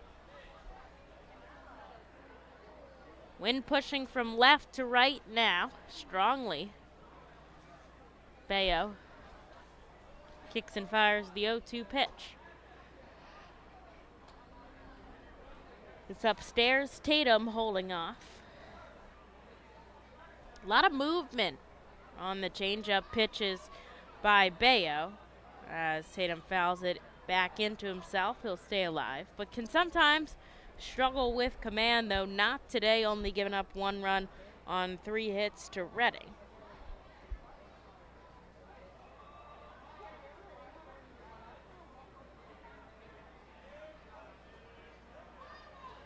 And the 1-2 here to Tatum.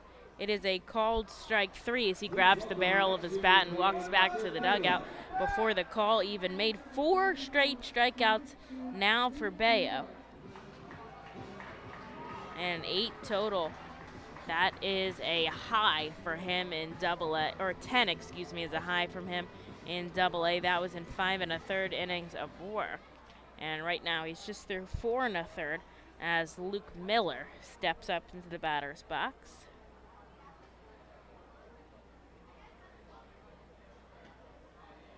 Miller taking a first pitch strike now.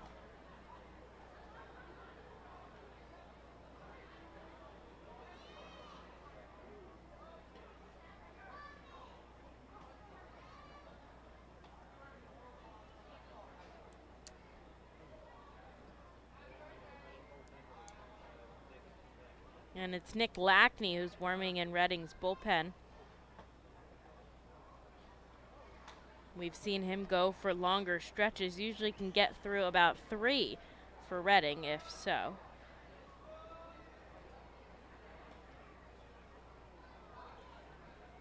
And we'll see if they bring him in, but poking it the other way, Miller, it's gonna drop in. And he'll have a base hit now with a runner on. Here in the bottom of the 5th, the Fightins got to start tacking into this 4-run lead by the Portland Sea Dogs.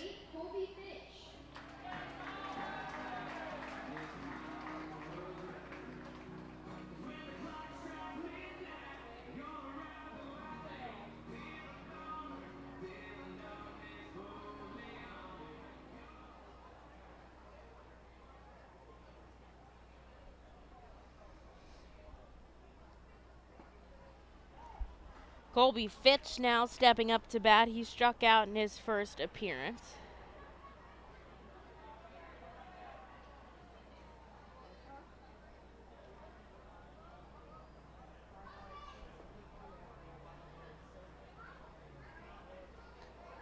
One ball, one strike here to the catcher.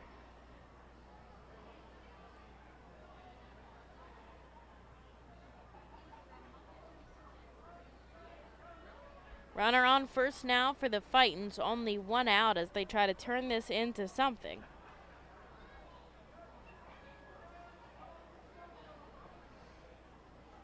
And Fitch holding off on a pitch downstairs. It's 2-1. Top prospect for the Red Sox for the last few years, Jarren Duran, finally getting the call up, and they start today for the big club. So we can update you on how he fares as this one comes high and inside to Fitch. It is 3-1.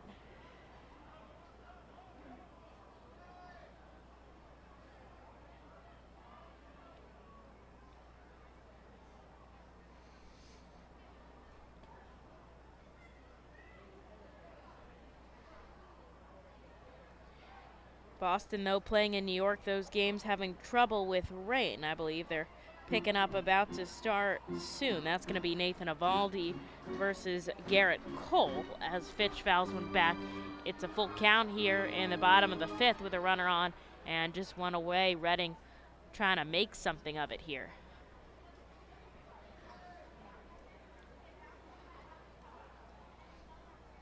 Infield playing straight up.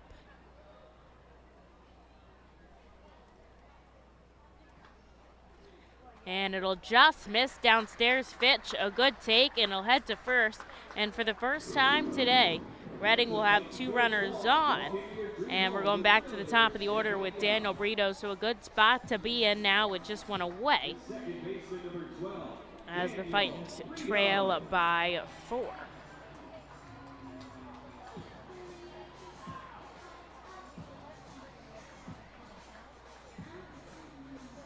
And it's going to be a mound visit, to the pitcher, Lance Carter, as he comes out. Should remain in the game here, as they're just going to probably go through a plan here. His first kind of stressful inning of work. 89 pitches. There is someone warming up over there. This visit could be to give him a little bit more time to warm up. And we might see someone coming in for Reading as well. Perkins at 83 pitches, and we did see Lackney warming up over there.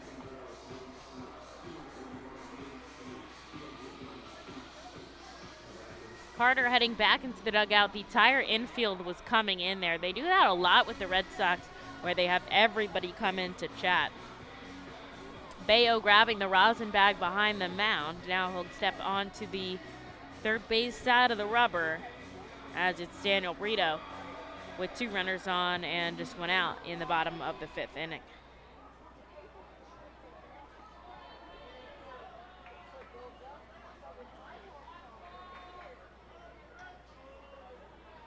Brito fouls it back, swinging a little bit late there.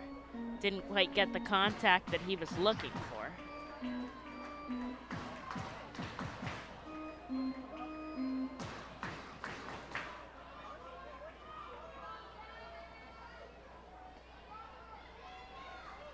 Two on, just one out. Brito swings and misses. He's down 0-2.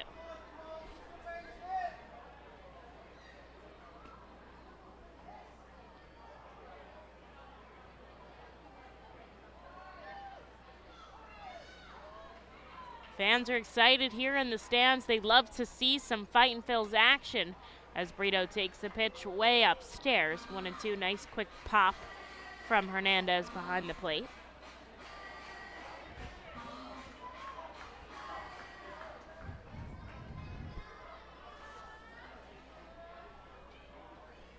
And we'll go again now as he chases for strike 3. Strikeout number 9 for Bayo here, and 2 outs now for Bryson Stott.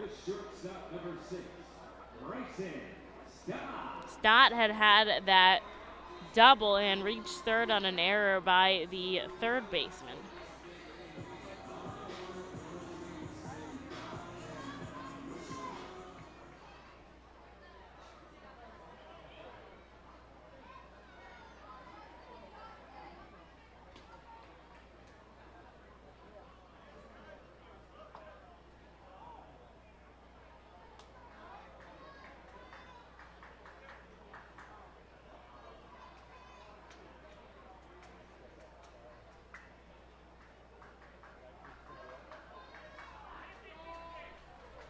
Stott takes a first pitch strike. Miller on second, Fitch on first. He sends one foul and he's down 0-2. Bonifacio waiting patiently in the on-deck circle should he get up. The Fightins have a runner in scoring position now and are looking to start chipping away at the 4-run lead of the Portland Sea Dogs.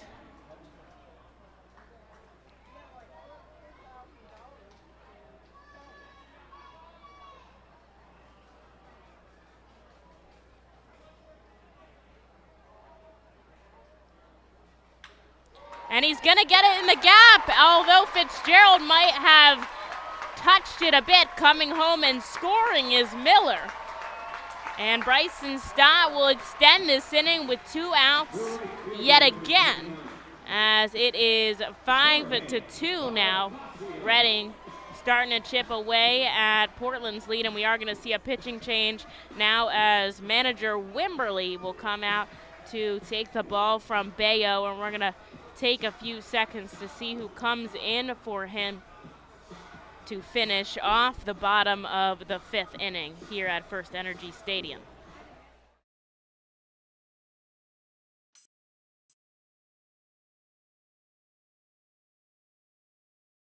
Unlike any other stadium, you want dugouts the closest seat to the action, located just feet away from the diamond on the first base. With covered seating, ability, and motion, and the most unique view around, do over and over again for a once. Tickets for $27 and include options to add food or drink packages. For the first time ever, the Reading Fightin' Phils are pleased to present you their classic game program all electronically. This program has information on the coaching staff, player rosters, and front office staff. It also includes featured stories and alumni reports, all on the favorite guys who spent their time in baseball town. Visit ourphils.com/programs to check it out. Purchase a bank of tickets to be used throughout the Fightin' Phils season. The Flex Bank lets you use the number of tickets you need when you need them. You will have an online Flex Bank account which allows you to use your bank of tickets or vouchers to redeem for game tickets whenever you need them. You can also reserve your game tickets from your Flex Bank by contacting the ticket office or redeeming in person at the stadium. Visit ourphils.com or call the office at 610-370-BALL for more information about the Flex Bank ticket packages and all the exciting ways you can get tickets to a FirstEnergy Stadium game.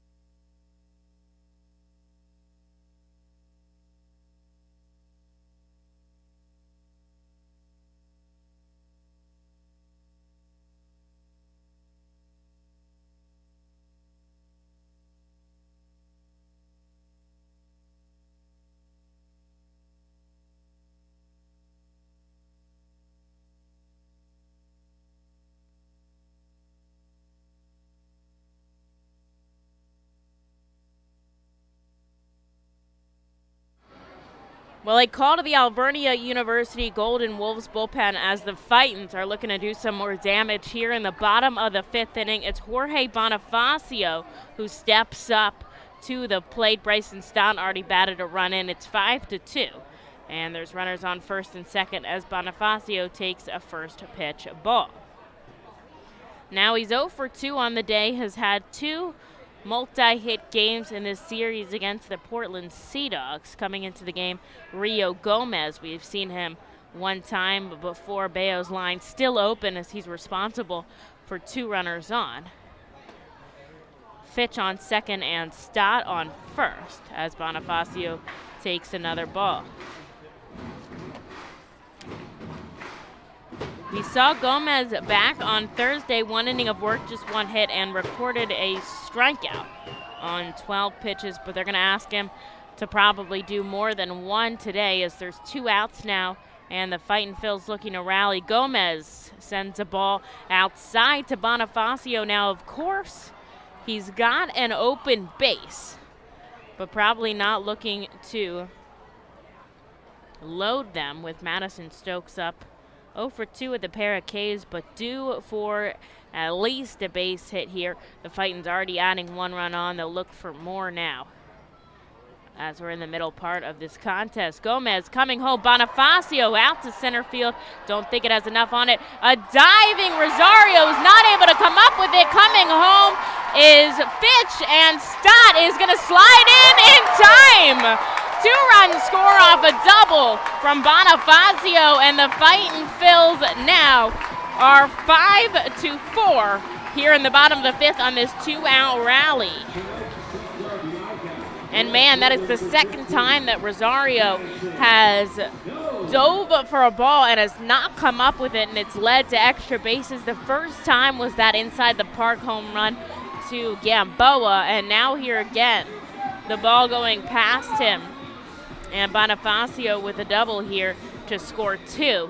It is Portland 5, Reading 4, as they try to continue their 2-out rally with Madison Stokes. Someone in the crowd cheering, everybody hits, let's go. And I think so as well, as Madison Stokes takes a first pitch strike here from Gomez. So those runs will backtrack to Bayo, since he was responsible for those runners, but Gomez responsible here for Bonifacio. The infield backing up. He's taking a pretty good lead off of second. The offering to Stokes. He'll chase, and he's down 0-2. Righty on righty matchup as the Sea Dogs send in another righty to take over Bayo's spot.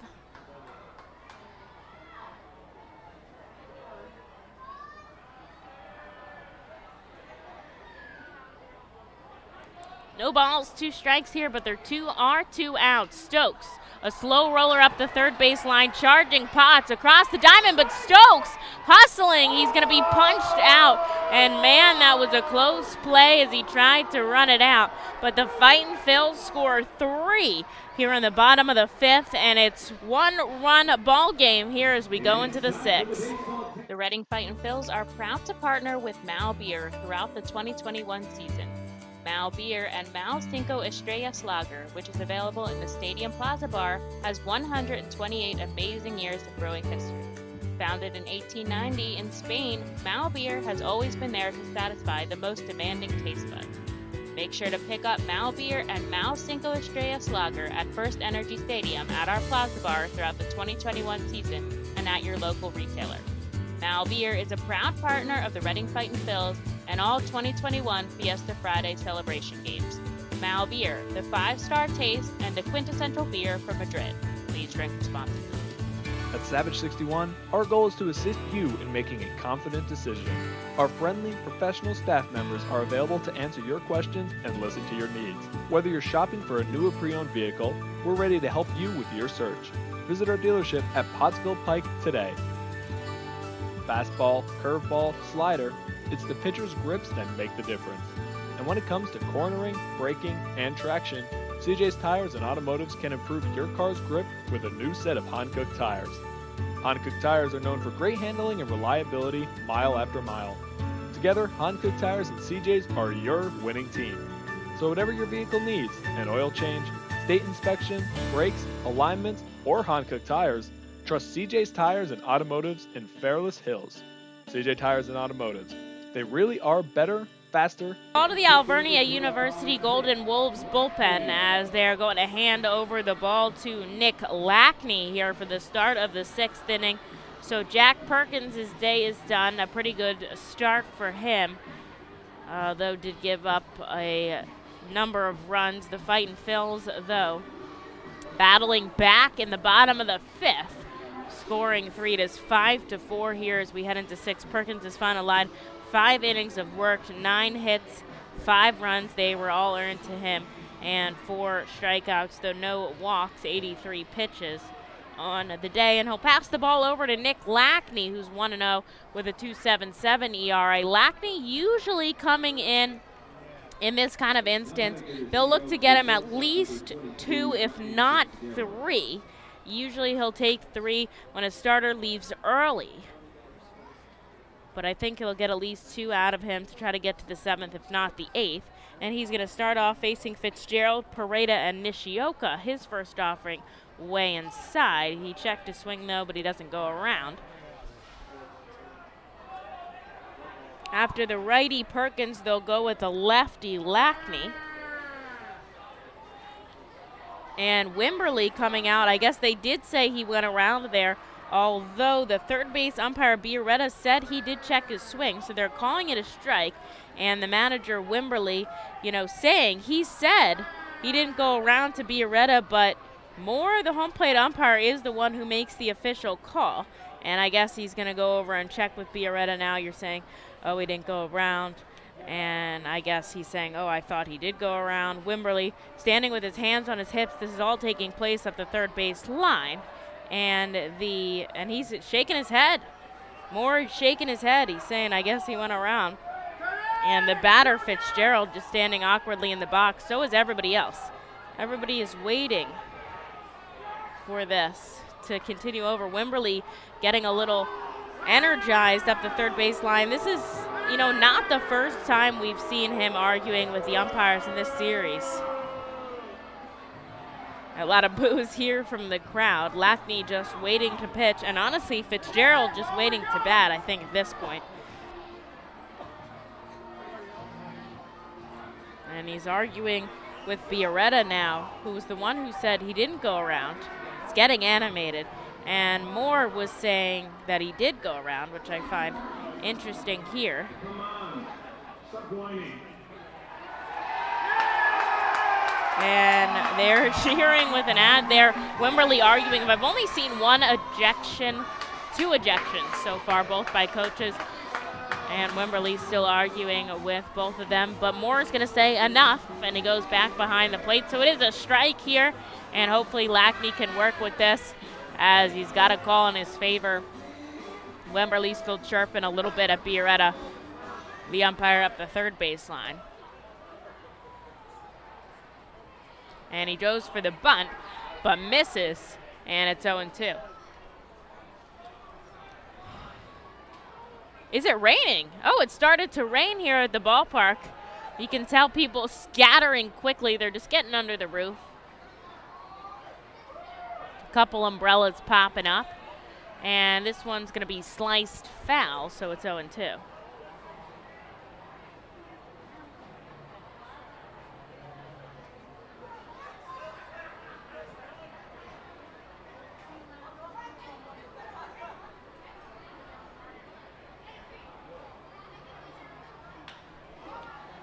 Another foul ball from Fitzgerald. This one over the pool area. And we'll have to go again.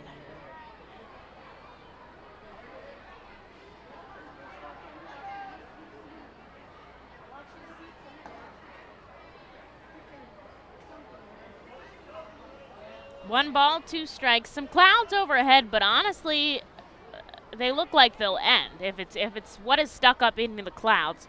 Clouds moving quickly over the stadium. Though the wind is picking up, I'll note. Lackney lets this one go outside, and it's 2-2. Fitzgerald really fighting through this at-bat here.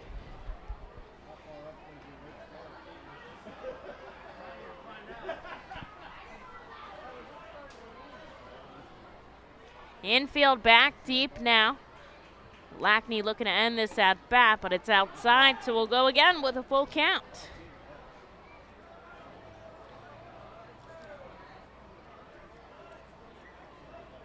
Three balls, two strikes here. Nobody out in the top of the sixth. The Fightins only trail by 1 run.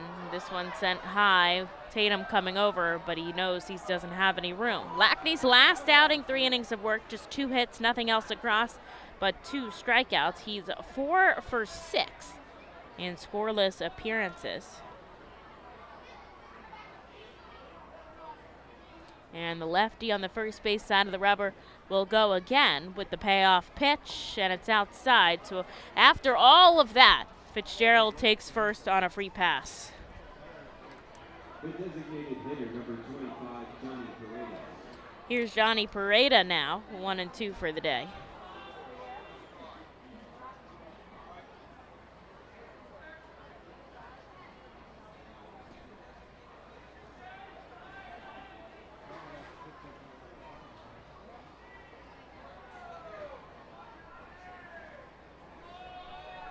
I don't think it's coming down hard, just kind of a slight mist here, but enough to be annoying.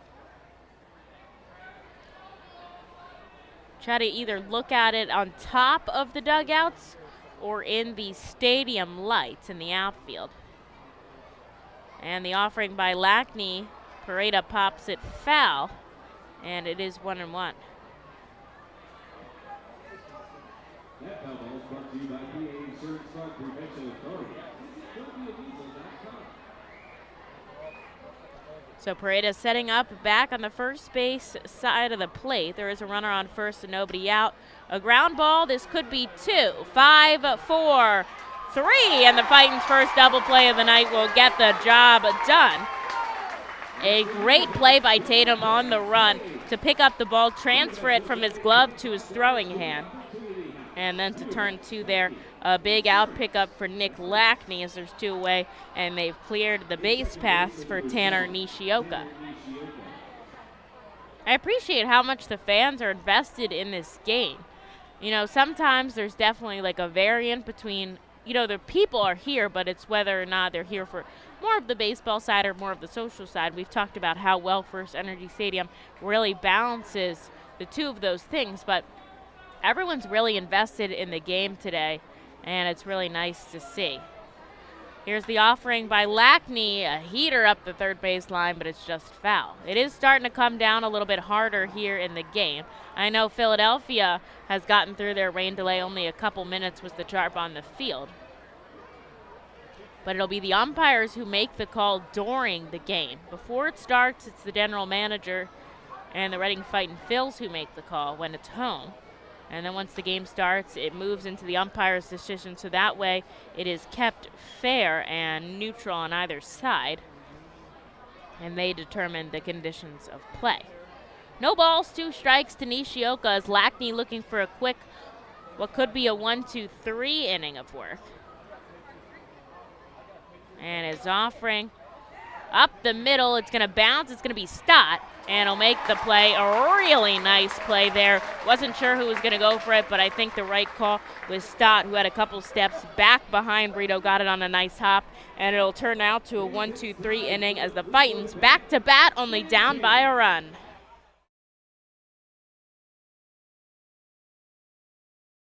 Better pitching, faster base runners, and more runs batted in usually. At CJ's top better selection and more affordable beats the competition. When it comes to tires, CJ's MVP choice is a new set of Falken tires. Falken tires are known for handling, reliability, and value. And for more than 50 years, CJ's has been helping customers find the right tires at the right price. Together, Falken tires and CJ's are a winning team. Stop in any time at your local CJ's or shop online at cjtires.com. CJ Tires and Automotive. Better, faster, and more reliable.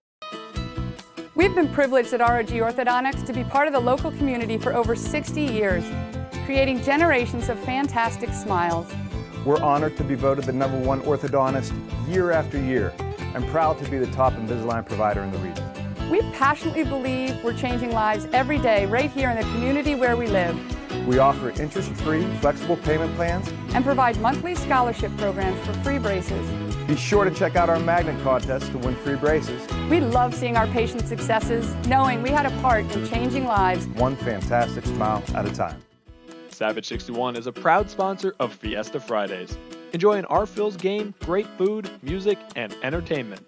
The team will play as Los Luchadores de Reading Latino Tribute uniforms. Visit Timmy Profit and Savage 61 Pennsylvania's most awarded dealership for all your automotive needs.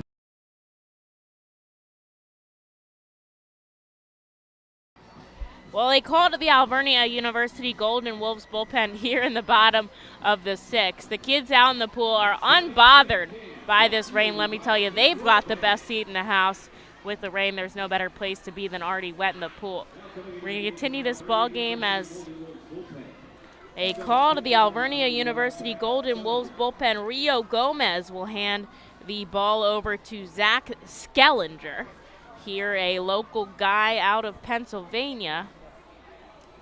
Skellinger's first appearance after being added to the roster a couple days ago out of Coatesville, Pennsylvania, 6th-round draft pick back in 2017. He has had some Double-A experience back in 2019, and he's going to have to face off against Durand, Gamboa, and Tatum. The Fightin's only down by a run here as we start to inch closer to the back half of this ball game. They had a 3-run bottom of the 5th, and hopefully they could tack one more on here and make this one interesting. Gomez, just in third of an inning of work, came in to get the final out of the 5th, but had trouble getting it done, although he doesn't really get those runs. Most of them will go back to Bayo, since he was the one who put them on. And so just on 7 pitches, he'll only record that 1 hit to Bonifacio. And I don't even think a pitch is thrown into Durand before Skellinger requests that Hernandez comes out. I guess they're confused on the signs. So Durand doesn't even see a pitch before the catcher's out there for a mound visit. And here's Rodolfo Durand now. We'll see if he sees an offering. Skellinger leans over. Now I guess he's in agreement with the sign from Hernandez, and it's a first pitch strike. Skellinger, a righty here, spent a lot of time on the injured list from May 18th, so about a week and a half into the season, to July 15th. So that's when he was reinstated off the injured list and added back to Portland's roster. And he'll send a called strike into Durand. It's 0-2. And had trouble with that injury, and just thought best to rehab there. But he did pitch a couple rehab appearances in Florida as Durand's bat comes way out of his hand up the third base line, and it's Sean Williams who has to get it past the umpire and bring it back. And with the rain here, it can be tough to hold on to it. Obviously, you've got the pine tar as Durand goes down swinging, but that can be tough sometimes. So here's Archimedes Gamboa with 1 away. Anyone that comes up to the plate will represent the tying run for the Reading Fightin' Phils. And it's outside.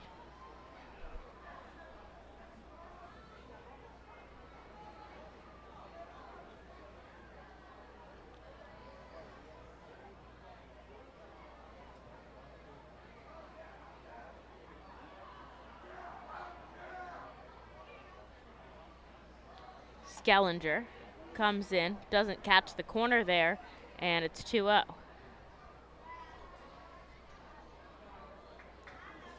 Lefties this season bat 1,000 against Skellinger, so I would say that Gamboa's odds are pretty good that he's going to see something nice to hit. And the offering outside, 3-0.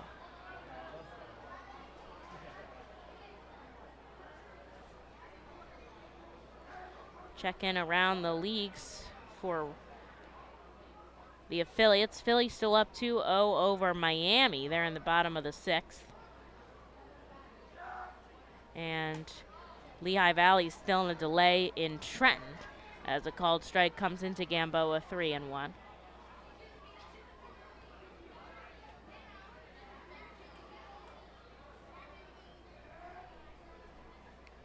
Leaning over Skellinger, he goes glove at the head and a slight leg bend, then he'll kick and fire. And he comes kind of over the shoulder and outside arm slot as it's going to miss, and Gamboa is going to take first now. And there'll be a runner on with 1 out for McCarthy Tatum. Did get an update on my phone about Jarren Durand, so I'm going to have to see how he reached. He had a base hit against Garrett Cole to start off his major league career. He reached first and then scored off of Christian Arroyo. So very exciting there for the rookie on the Red Sox side. 1 ball, no strike to McCarthy Tatum, 0 for 2 with a pair of Ks. Something he struggled with during this series.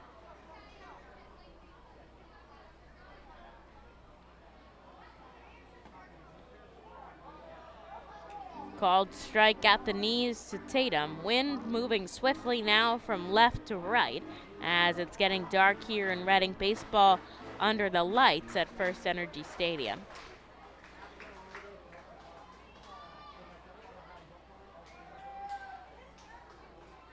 Outside, it gets way past Hernandez. He didn't have a shot to catch it, to be honest. And heading over to second on a wild pitch is Archimedes Gamboa.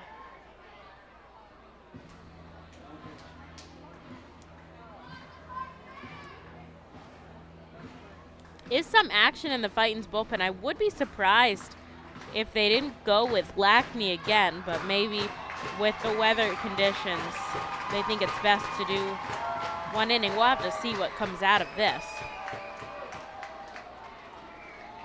2 balls, 1 strike here to Tatum. Now the runner in scoring position, Skellinger.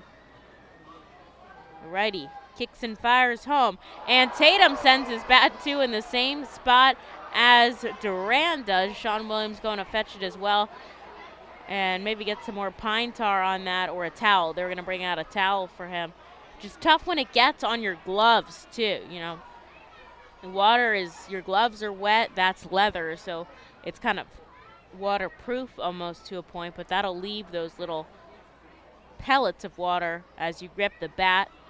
That's sometimes why you see guys that don't let go at all of the bat, because once you let go, then the water will get underneath there. Luckily, nobody was hit. We've got some great netting thanks to Access Industries here at the ballpark. Keep everyone safe. 2 balls, 2 strikes here, and Tatum will go down swinging, looking a little frustrated. That's out number 2, and here's Luke Miller with a runner on second and 2 away.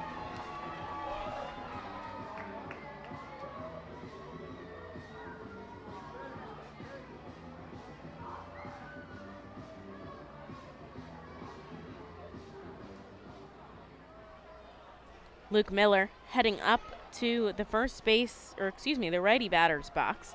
He's had a single back in the 5th and a run scored as a part of that 3-run inning. And the Fightin' Phils are looking to pick up where they left off in that 2-out rally. They did all of that run scoring with 2 outs on the board. And so Miller takes a first pitch strike with 2 outs here and a runner on second.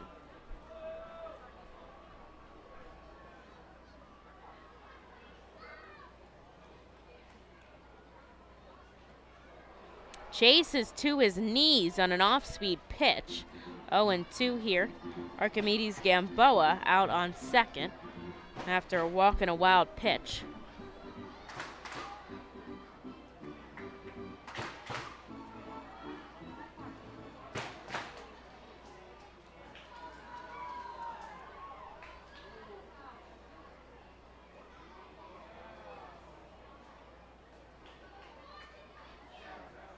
And here's the offering by Skellinger. It's fouled up onto the roof. I would say he has about a 45-degree arm slot. He doesn't come straight overhead, but noticeable gap between his shoulder and his ear. So with 2 outs and a runner on second, Luke Miller still at the plate now with an 0-2 count.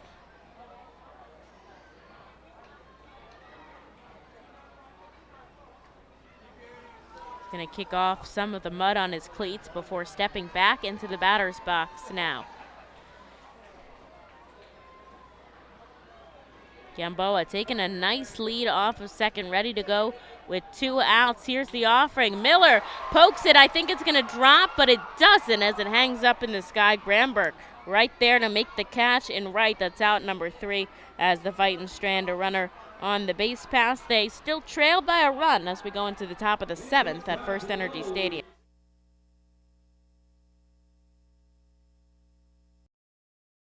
With the Berks County Mental Health Disabilities Program, we are striking out to raise community mental illness and the prevention of suicide. With 3 simple words, are you okay? The hope is to begin a conversation to show Berks County that we care.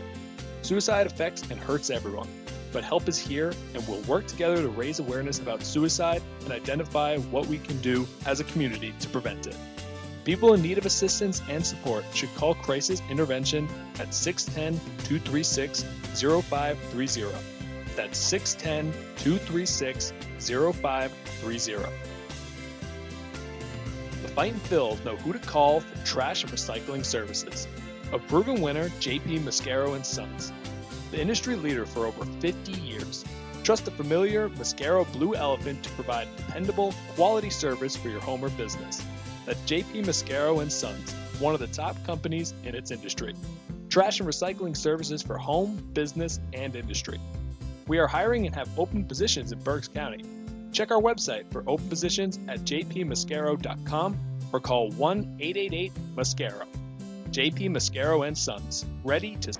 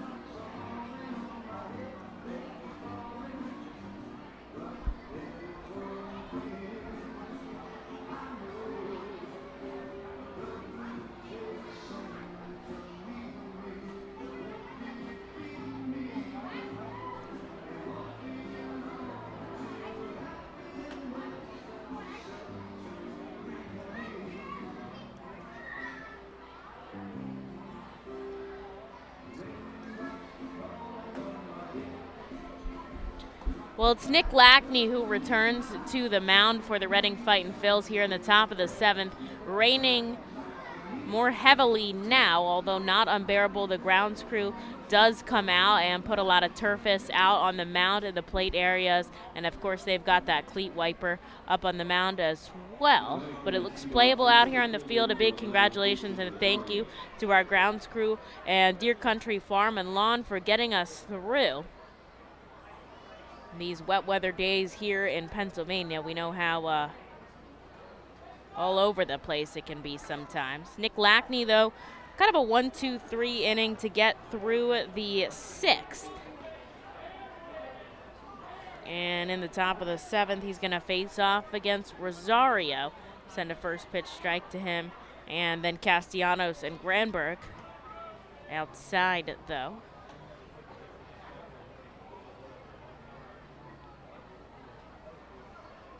I really like the people who choose to sit in the rain, though. There's, you know, some people got those ponchos, some people got the umbrella, but there are like a group of people who's literally sitting in the rain as this one bounces back to Lackney, an easy out here in the top of the 7th. You got to commend those fans for their commitment to the game.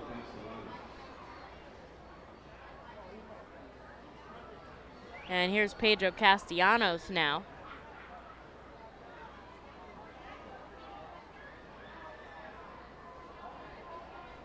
With one away. The Fightins only trail by a run here as we get into the back half of this contest.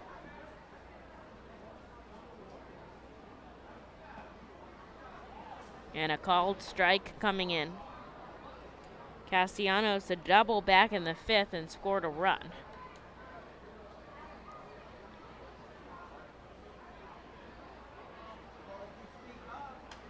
And he pokes it into the plaza. It's going to drop on that netting probably by the frozen ice cream stand over there. No balls, 2 strikes.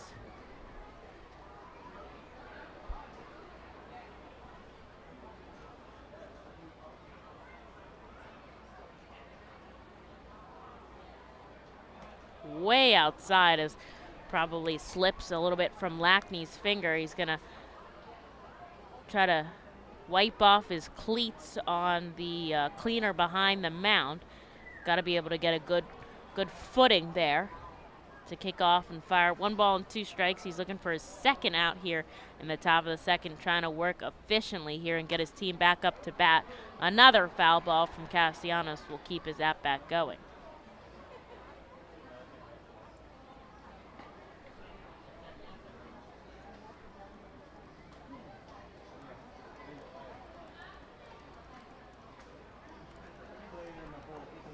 Downstairs holding off. Castellanos, the pitch in the dirt. It's going to make it 2-2.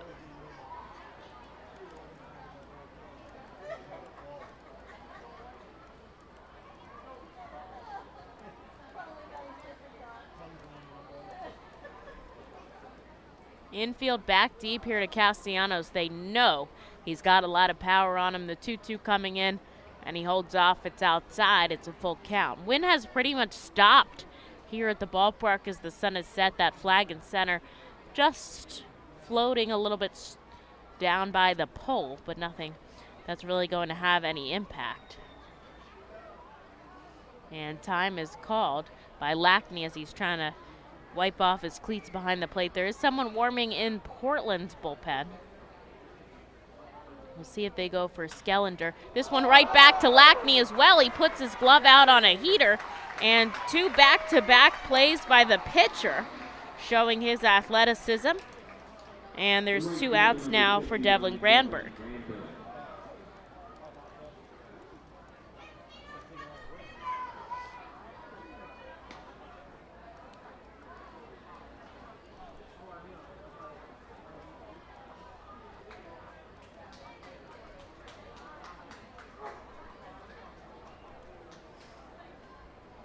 Granberg with that 2-run home run back in the 5th. That really established a solid lead for Portland. Although it is 5-4 right now here in the top of the 7th. 9 hits for the Sea Dogs, 6 for Reading. They have made 1 error in the field. Lackney comes to Granberg up the third baseline foul.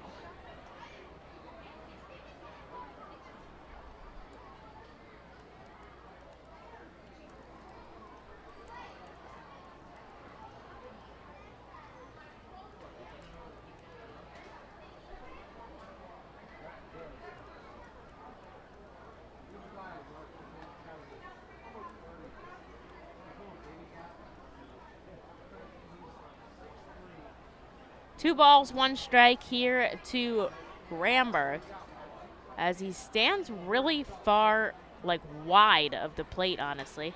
And a slow roller charging Tatum. He fields it on a couple of hops. A throw over and a nice split by Miller. And it's interesting. Obviously a base hit there. Tatum did everything he could, but those 2 close bang-bang plays for Reading did not go in their favor, and this one does go in the favor of the Sea Dogs. And Tatum, a great play and a nice split by Miller over at first. Nothing more they could have done there to make the out. So now there's a runner on first with 2 outs for Tyreek Reed.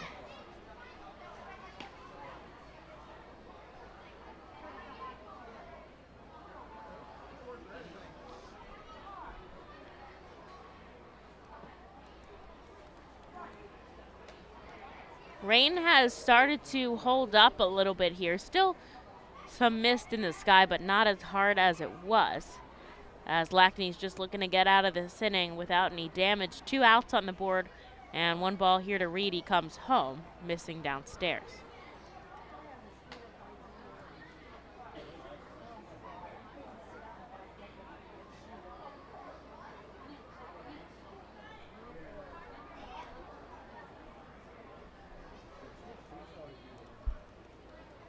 Two balls and no strikes. Lackney coming home.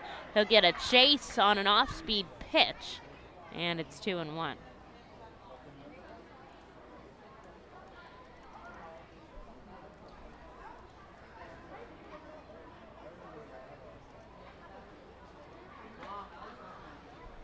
Lackney looking over at the runner on first. Instead, he'll come home, and it's just below the knees. 3 balls, 1 strike now.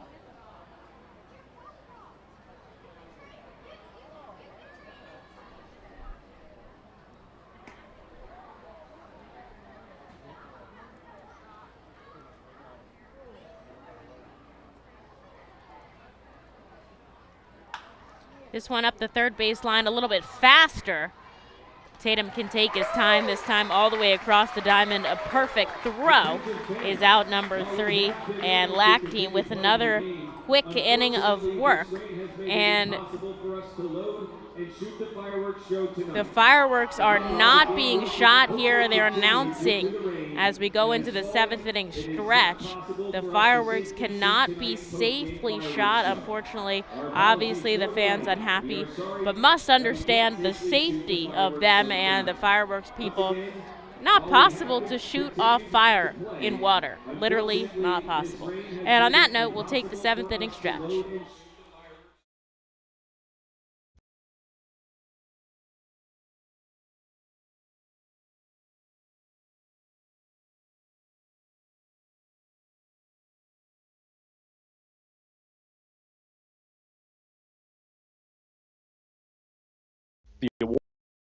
The award-winning Reading Hospital Tower Health Character Pool Party provides an unforgettable night out with your family and friends.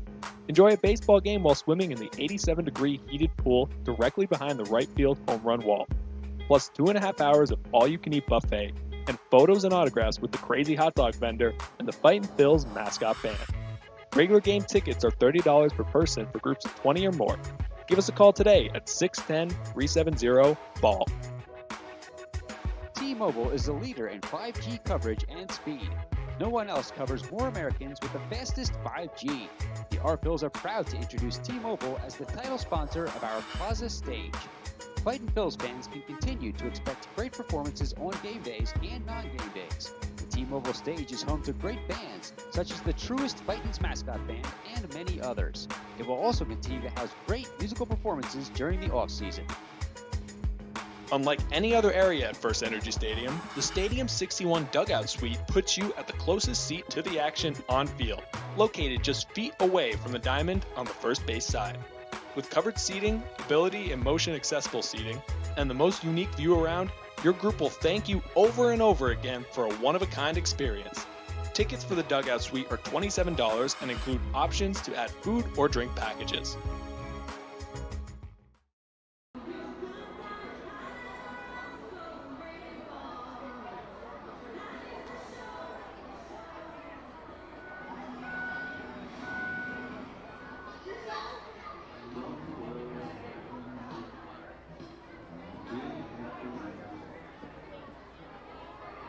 Now batting for the Fightin' Phils, the designated hitter, number 8, Colby Day. Well, a call to the Alvernia University Golden Wolves bullpen as Skellinger will hand the day over to Yohan Martinez, who comes out to face Colby Fitch. And his first offering in to Fitch is a ball. Now, they did announce in between half innings no post-game fireworks today at the ballpark. Obviously, doesn't quite work when all the explosives are wet. But we do appreciate the fans who have stuck around with us and many, many more fireworks show here at FirstEnergy Stadium before the season is over, obviously. With the Mega Blast coming up and even another homestand in the month of July, obviously.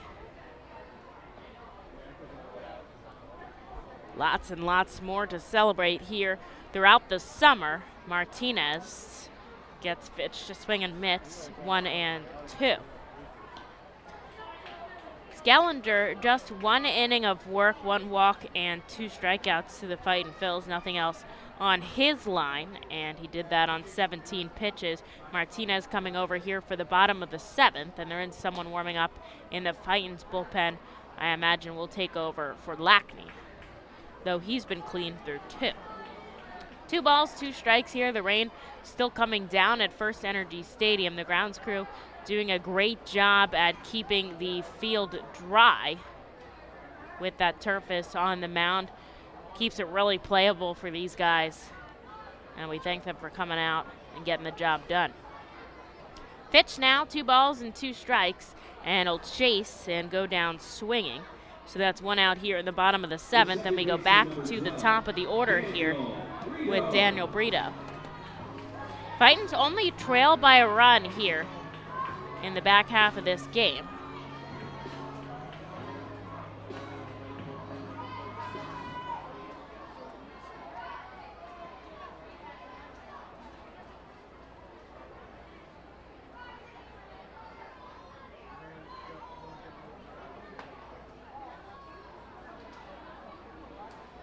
down low.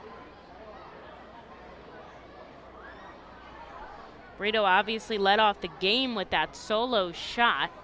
Started the run scoring on either side. And the lefty bat will, of course, call Hudson Potts to come in a little bit.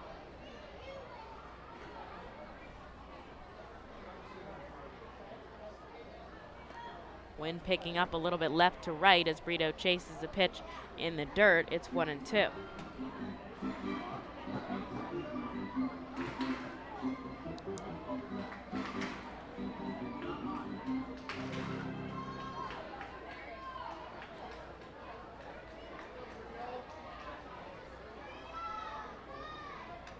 And he strikes it foul.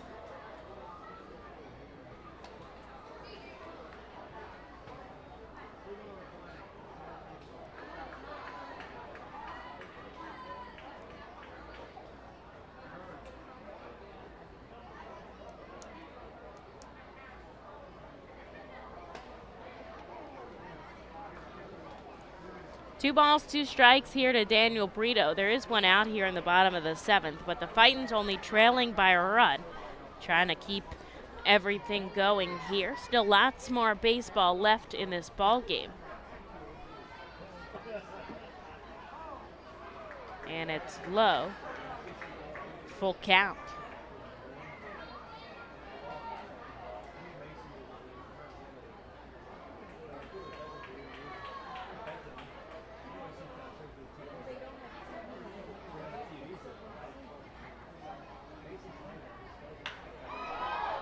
And he ropes it into the Fightin's bullpen. They have to scatter over there. It is Braden Zarbniski who's warming up, but all the guys on the benches jump. And Brito stays alive on the full count offering.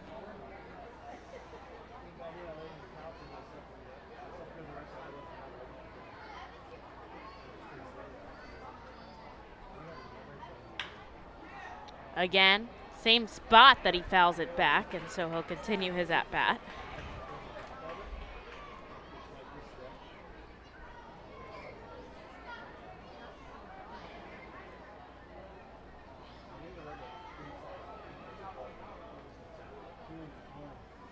The payoff pitch to Daniel Brito. A ground ball going to get through the gap. And Brito with a base hit now on first. A 2-hit day. Here's Bryson Stott with a runner on. And just one out.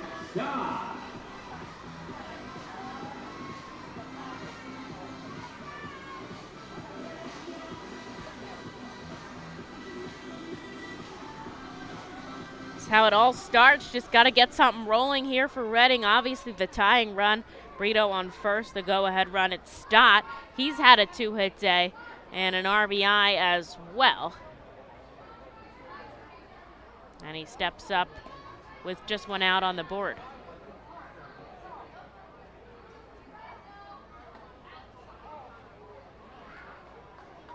Takes a first pitch ball outside.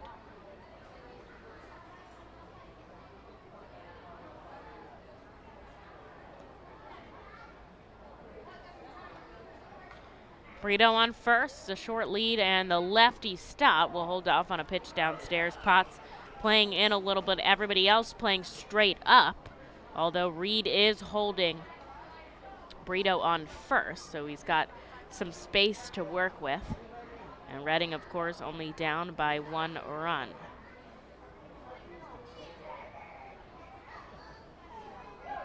Here's the offering. Stott sends it onto the roof. And it'll be 2 ball, 1 strike right now.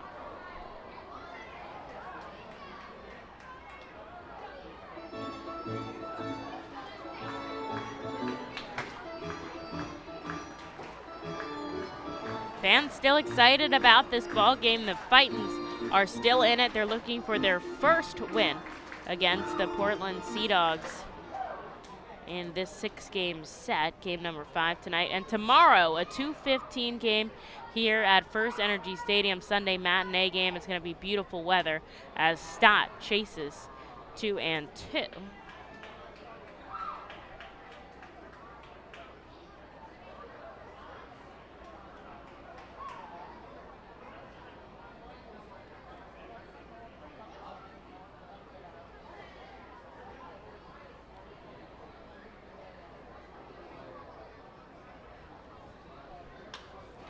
And he lifts this one. It's not going to be deep enough to get out of the infield. An easy catch by Potts at third. And that'll be out number 2 as Brito's forced to stay on first. Here's Jorge Bonifacio.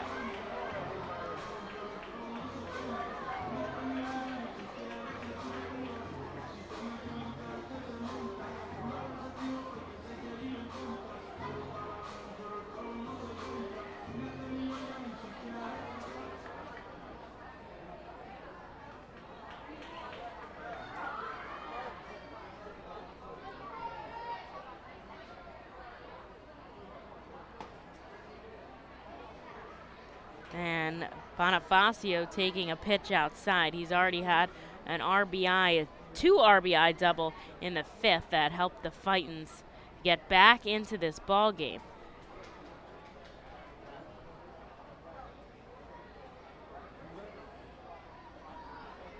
And with Brito on first, he'll hold off on a pitch downstairs.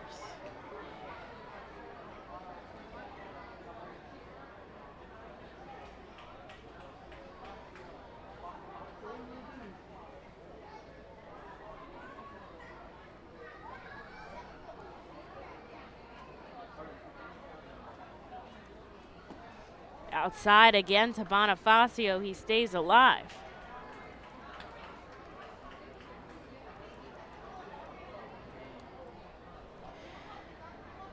Brito glued to first practically. Not too much of a lead going on over there.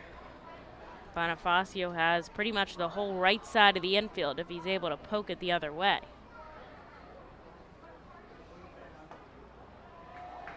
And he's going to walk down to first on 4 straight pitches.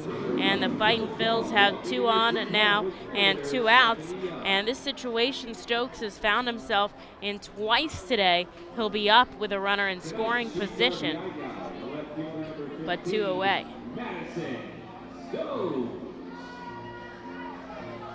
Here's Madison Stokes.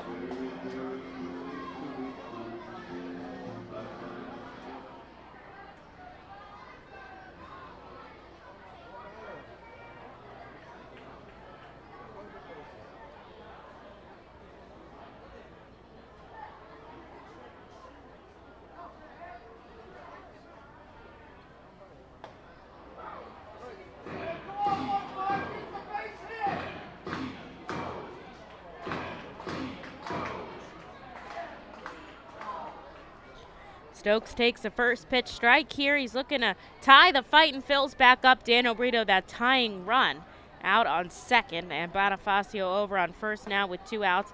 He'll hold off again downstairs. That is sick. 1 ball, 1 strike here to Stokes.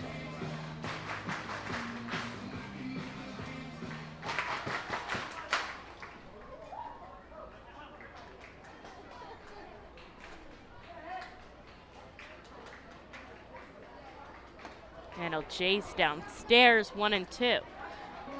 Fightins have got to score here with runners in scoring position. We get towards the back half of this ball game. Of course, only down by 1 run, but not endless time left to play. 2 on, 2 out here. And coming home, Stokes will chase a strike 3, as I've never seen that much emotion from anybody on the mound. Martinez does a 180 after striking out Stokes, and he'll head back into the dugout as the Fightin' Phils trail by 1. We'll go into the top of the 8th. Acme Distribution Center in Denver, hiring warehouse position. Attend Acme's Chase July 14th from 9 a.m. to 1 p.m. at 500 South Muddy Creek Road in Denver, Pennsylvania. Starting rate of $19.30 per hour, including premiums. Potential first-year earnings of over $50,000. Acme offers industry-leading benefit packages with family coverage and a $2,500 retention bonus. Hiring this Wednesday, July 14th. To learn more or register, go to hiringeventdenverpa.com. Savage Auto Groups is a proud sponsor of the Reading Fightin' Phils. Our large inventory and wide selection of models, along with competitive pricing, allow us to make great deals on many vehicle makes and models. Visit Savage 61, Kia, and L&B in Berks County for all your automotive needs. Established in 1928, the Manor Golf Club is one of the oldest public courses in eastern Pennsylvania. Located conveniently between Philadelphia, Lancaster, and Allentown in Sinking Spring, the Manor Golf Club offers a true test of golf on a traditional championship-style golf course where shot making takes precedence over length. Visit themanorgolfclub.com for more information.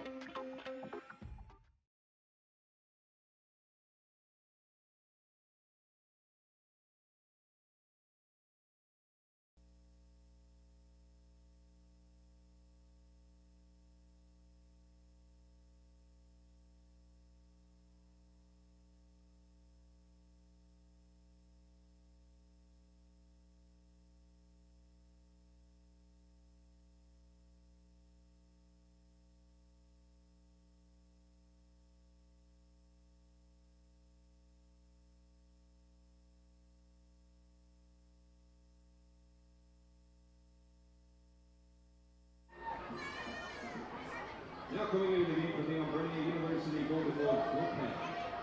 Fightin Phil's pitcher number 36, Fightin Zarbinski.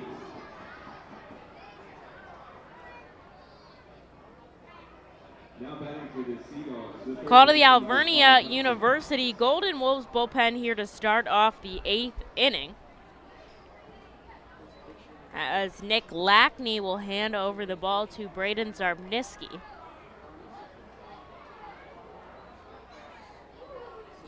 And Zarbinski is going to face off against Potts, Hernandez, and Fitzgerald.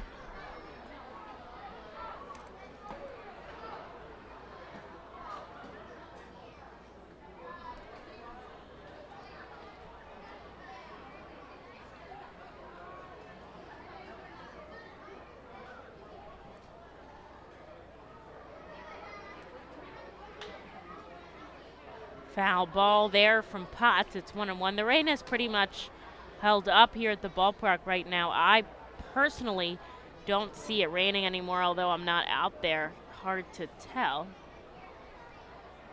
But I don't think it's raining anymore. Portland up by a run here in the top of the 8th. Reading has had a couple of opportunities to score as Potts fouls it back into Duran's mask. That's happened to him twice today, but he seems all right out there.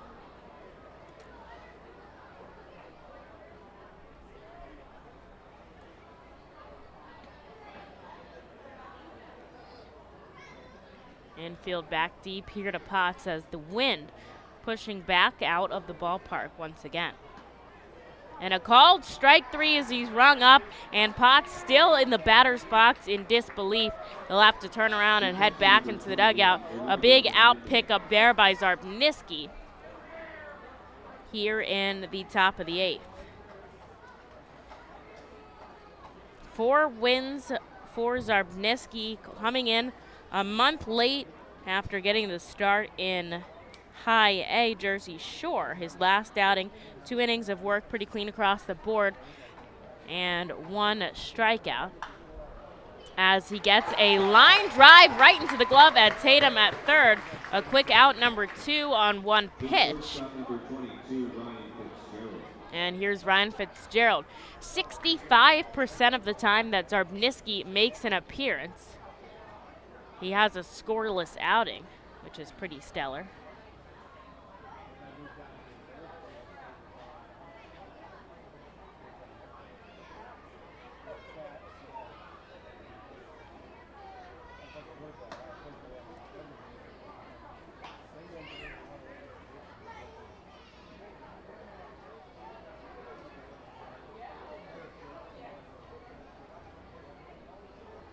First pitch outside to Fitzgerald. Now will take a called strike on the outside corner.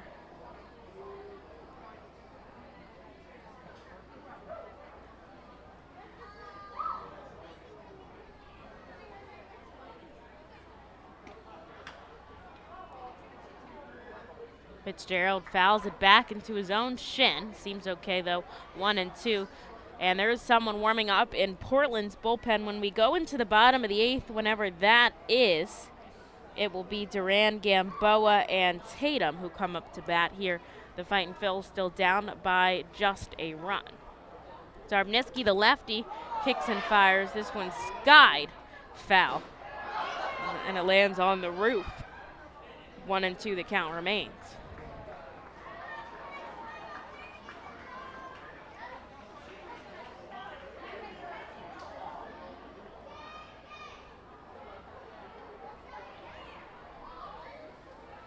Two outs on the board here in the top of the eighth. Zarbniski working quickly, and he'll get a called strike 3 to end the inning. 2 Ks here in the top of the eighth. A quick outing for Zarbniski, and he'll put his team right back up to bat in the bottom half.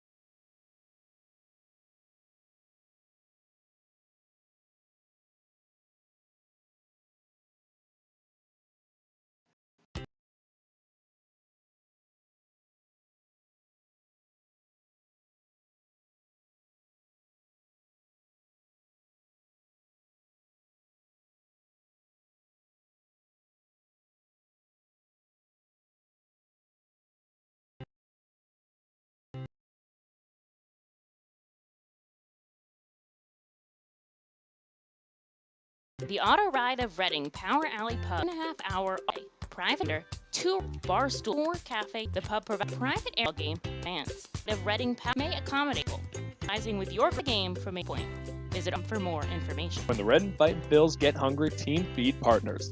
Special thanks to Wild Missing's Bakery, DJ Willahan's Pub and Restaurant, College Valley Pizzeria Napolitana, Jimmy G's Railroad House, Mimo's Italian Pizzeria, and Klingers on Carsonia, where the Fightin' Phils front office is never hungry. Our staff enjoys delicious feed partners, but don't take our word for yourself today. Fightin' Phils season. Visit the Trees Fightin' Phils team store or check out our online store 24 hours a day, 7 days a week at rphils.com/shop. We have a wide variety of Fightin' Phils hats, t-shirts, kids apparel, and more. Looking for something new? Check out our latest selection of Los Luchadores de Reading and Reading hot dog gear, plus throwback black R-Trains R-Phils attire. Root for your Fightins in style.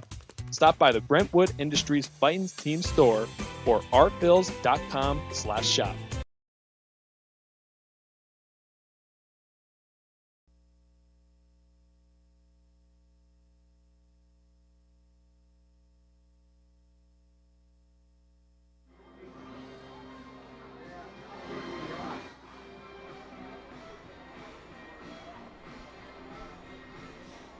To the bottom of the eighth we go. The Fightin' Phils trailing by just a run. They look to pick that up here with Duran, Gamboa, and Tatum. But there is a call to the Alvernia University Golden Wolves bullpen, as Martinez will hand the ball over to Zach Kelly. He had just an inning of work, but it took him 27 pitches to get out of it. The Fightin' Phils did strand 2 base runners, but failed to score.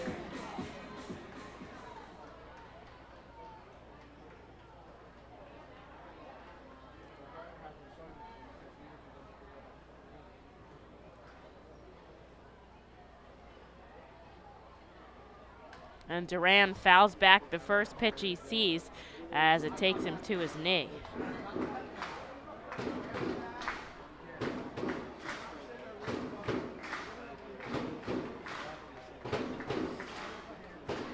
Tomorrow night is our or afternoon, I should say, with the 2:15 p.m. start. A Screwball Snowman bobblehead giveaway, a collector's item as Duran fouls it back 0-2. Chewbacca and the Mandalorian character appearance. They'll be here roaming around the ballpark, and a post-game fans run the bases. Gotta come for that. But if that's not enough to get you here, 4 tickets, 4 hot dogs, and 4 sodas, only $50. Thanks to Burke's Packing and their Sunday Family Fun Day. Perfect for you and the fam. Again, a foul ball from Duran. He's just a little bit late to these pitches because he's only getting it with the end of his bat.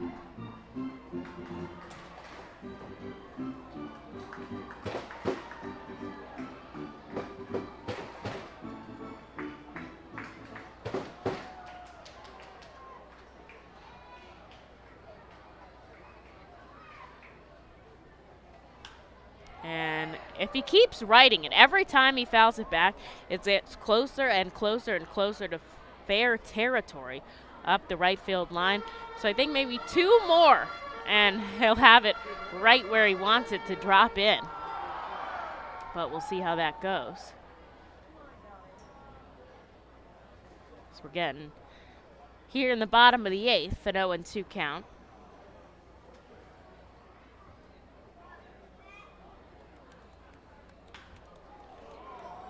And he fouls it back again, same spot. I still stand by what I said. He'll right this ship. If he can just swing a little bit earlier. Easier said than done, of course.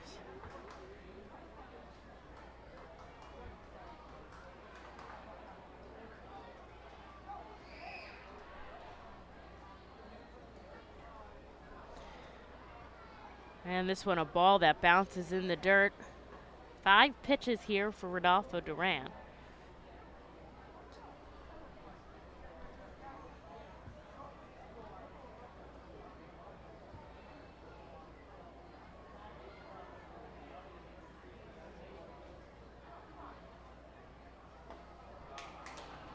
And a called strike 3, that's going to get Duran.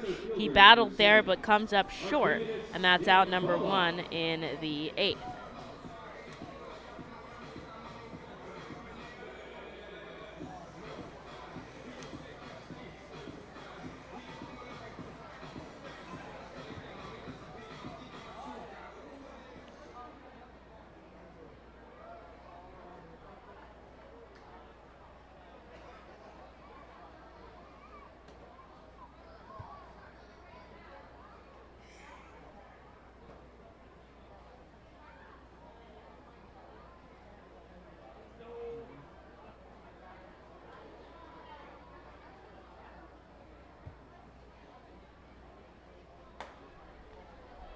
Rain is falling again here at FirstEnergy Stadium. 2 balls straight to Gamboa now.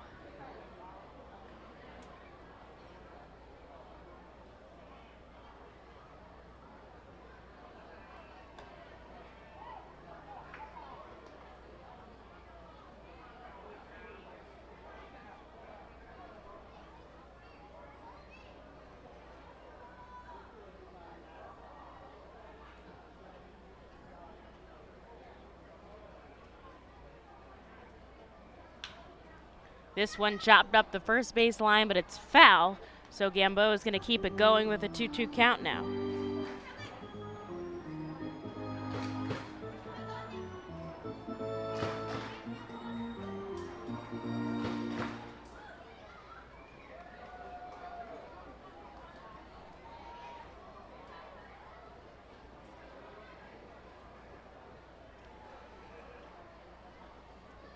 Here's the 2-2 offering outside, and Gamboa has worked a full count here as the Fightins trail by just a run. Now we reached last back in the 6th with a walk, also singled in the 2nd.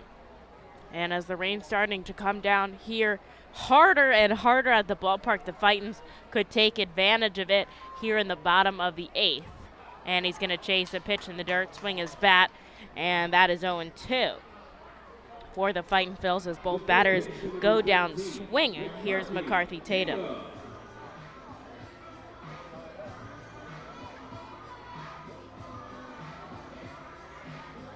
$15 Ks on the board for the Fightins today, and that is really what has done them in as they can't get past home plate.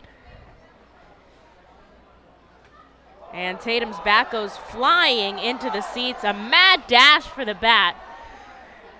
I don't think he's ever seeing that one again. And they're saying, can you throw it back? They're saying, throw it up over the net. And their fans are shouting, keep it, but he throws it back. Bats are expensive. You got to throw it back. It's not like it's splintered and unusable. It's a perfectly good bat. And Tatum's not one of those guys that gets shipped, well, as far as I know, he could.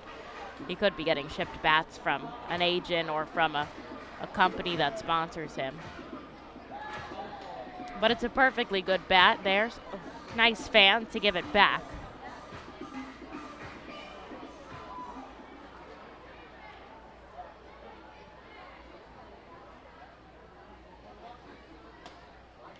And a called strike now. He's down 0-2.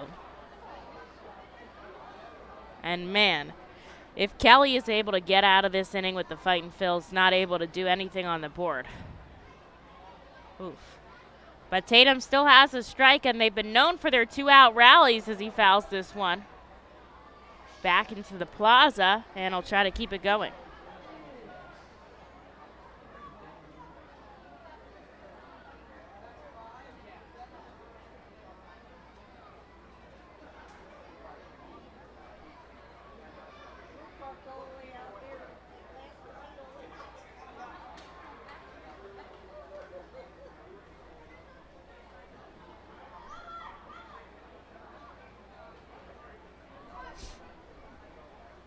One ball, 2 strikes here, 2 outs on the board. Tatum looking to keep this inning going. And it's down low, so he does.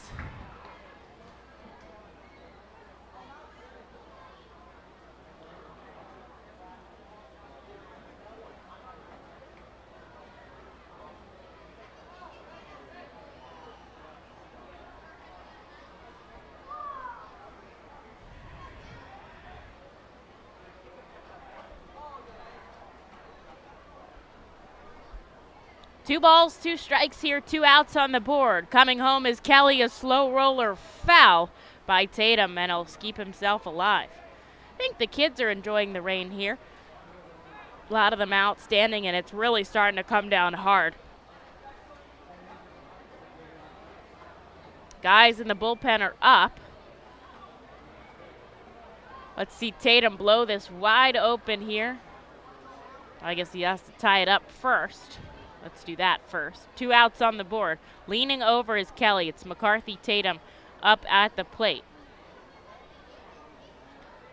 2 balls, 2 strikes. Here's the offering, and he'll strike out swinging. The Fightin' Phils go down with the side strike out yet again here in the ball game, and they trail by 1 as we go into the 9th, and they're going to pull the tarp. So that might be that here. But we'll keep you updated now, and we're going to throw up the rain delay graphic here after this ad break as the tarp is coming on to the field. At Savage 61, our goal is to assist you in making a confident decision. Our friendly, professional staff members are available to answer all of your questions and listen to all of your needs. Whether you're shopping for a new or pre-owned vehicle, we're ready to help you with your search. Visit our dealership on Pottsville Pike today. The R-Phils and Savage 61 are excited to bring you Fightin's baseball live from the comfort of your own home. If you are listening to this now, you're probably watching on YouTube, Facebook, or Twitch. Thanks for tuning in, and feel free to check us out on rphils.com/pressbox for all the elite baseball information on the Fightin' Phils. The world-famous Fightin' Phils mascot band celebrates its 21st season in 2021, with pregame concerts starting Saturdays in May thanks to Truist. You heard right, actual mascots playing in a rock and roll band. See Quack the Rubber Duck on lead vocals and guitar, Screwball on drums, Bucky on bass, Change Up on bongos, and Blooper on lead guitar. A real band jamming on the T-Mobile stage before Saturday games this season. Don't miss the one-of-a-kind Fightin' Phils mascot band. Pre-game on Saturdays thanks to Truist.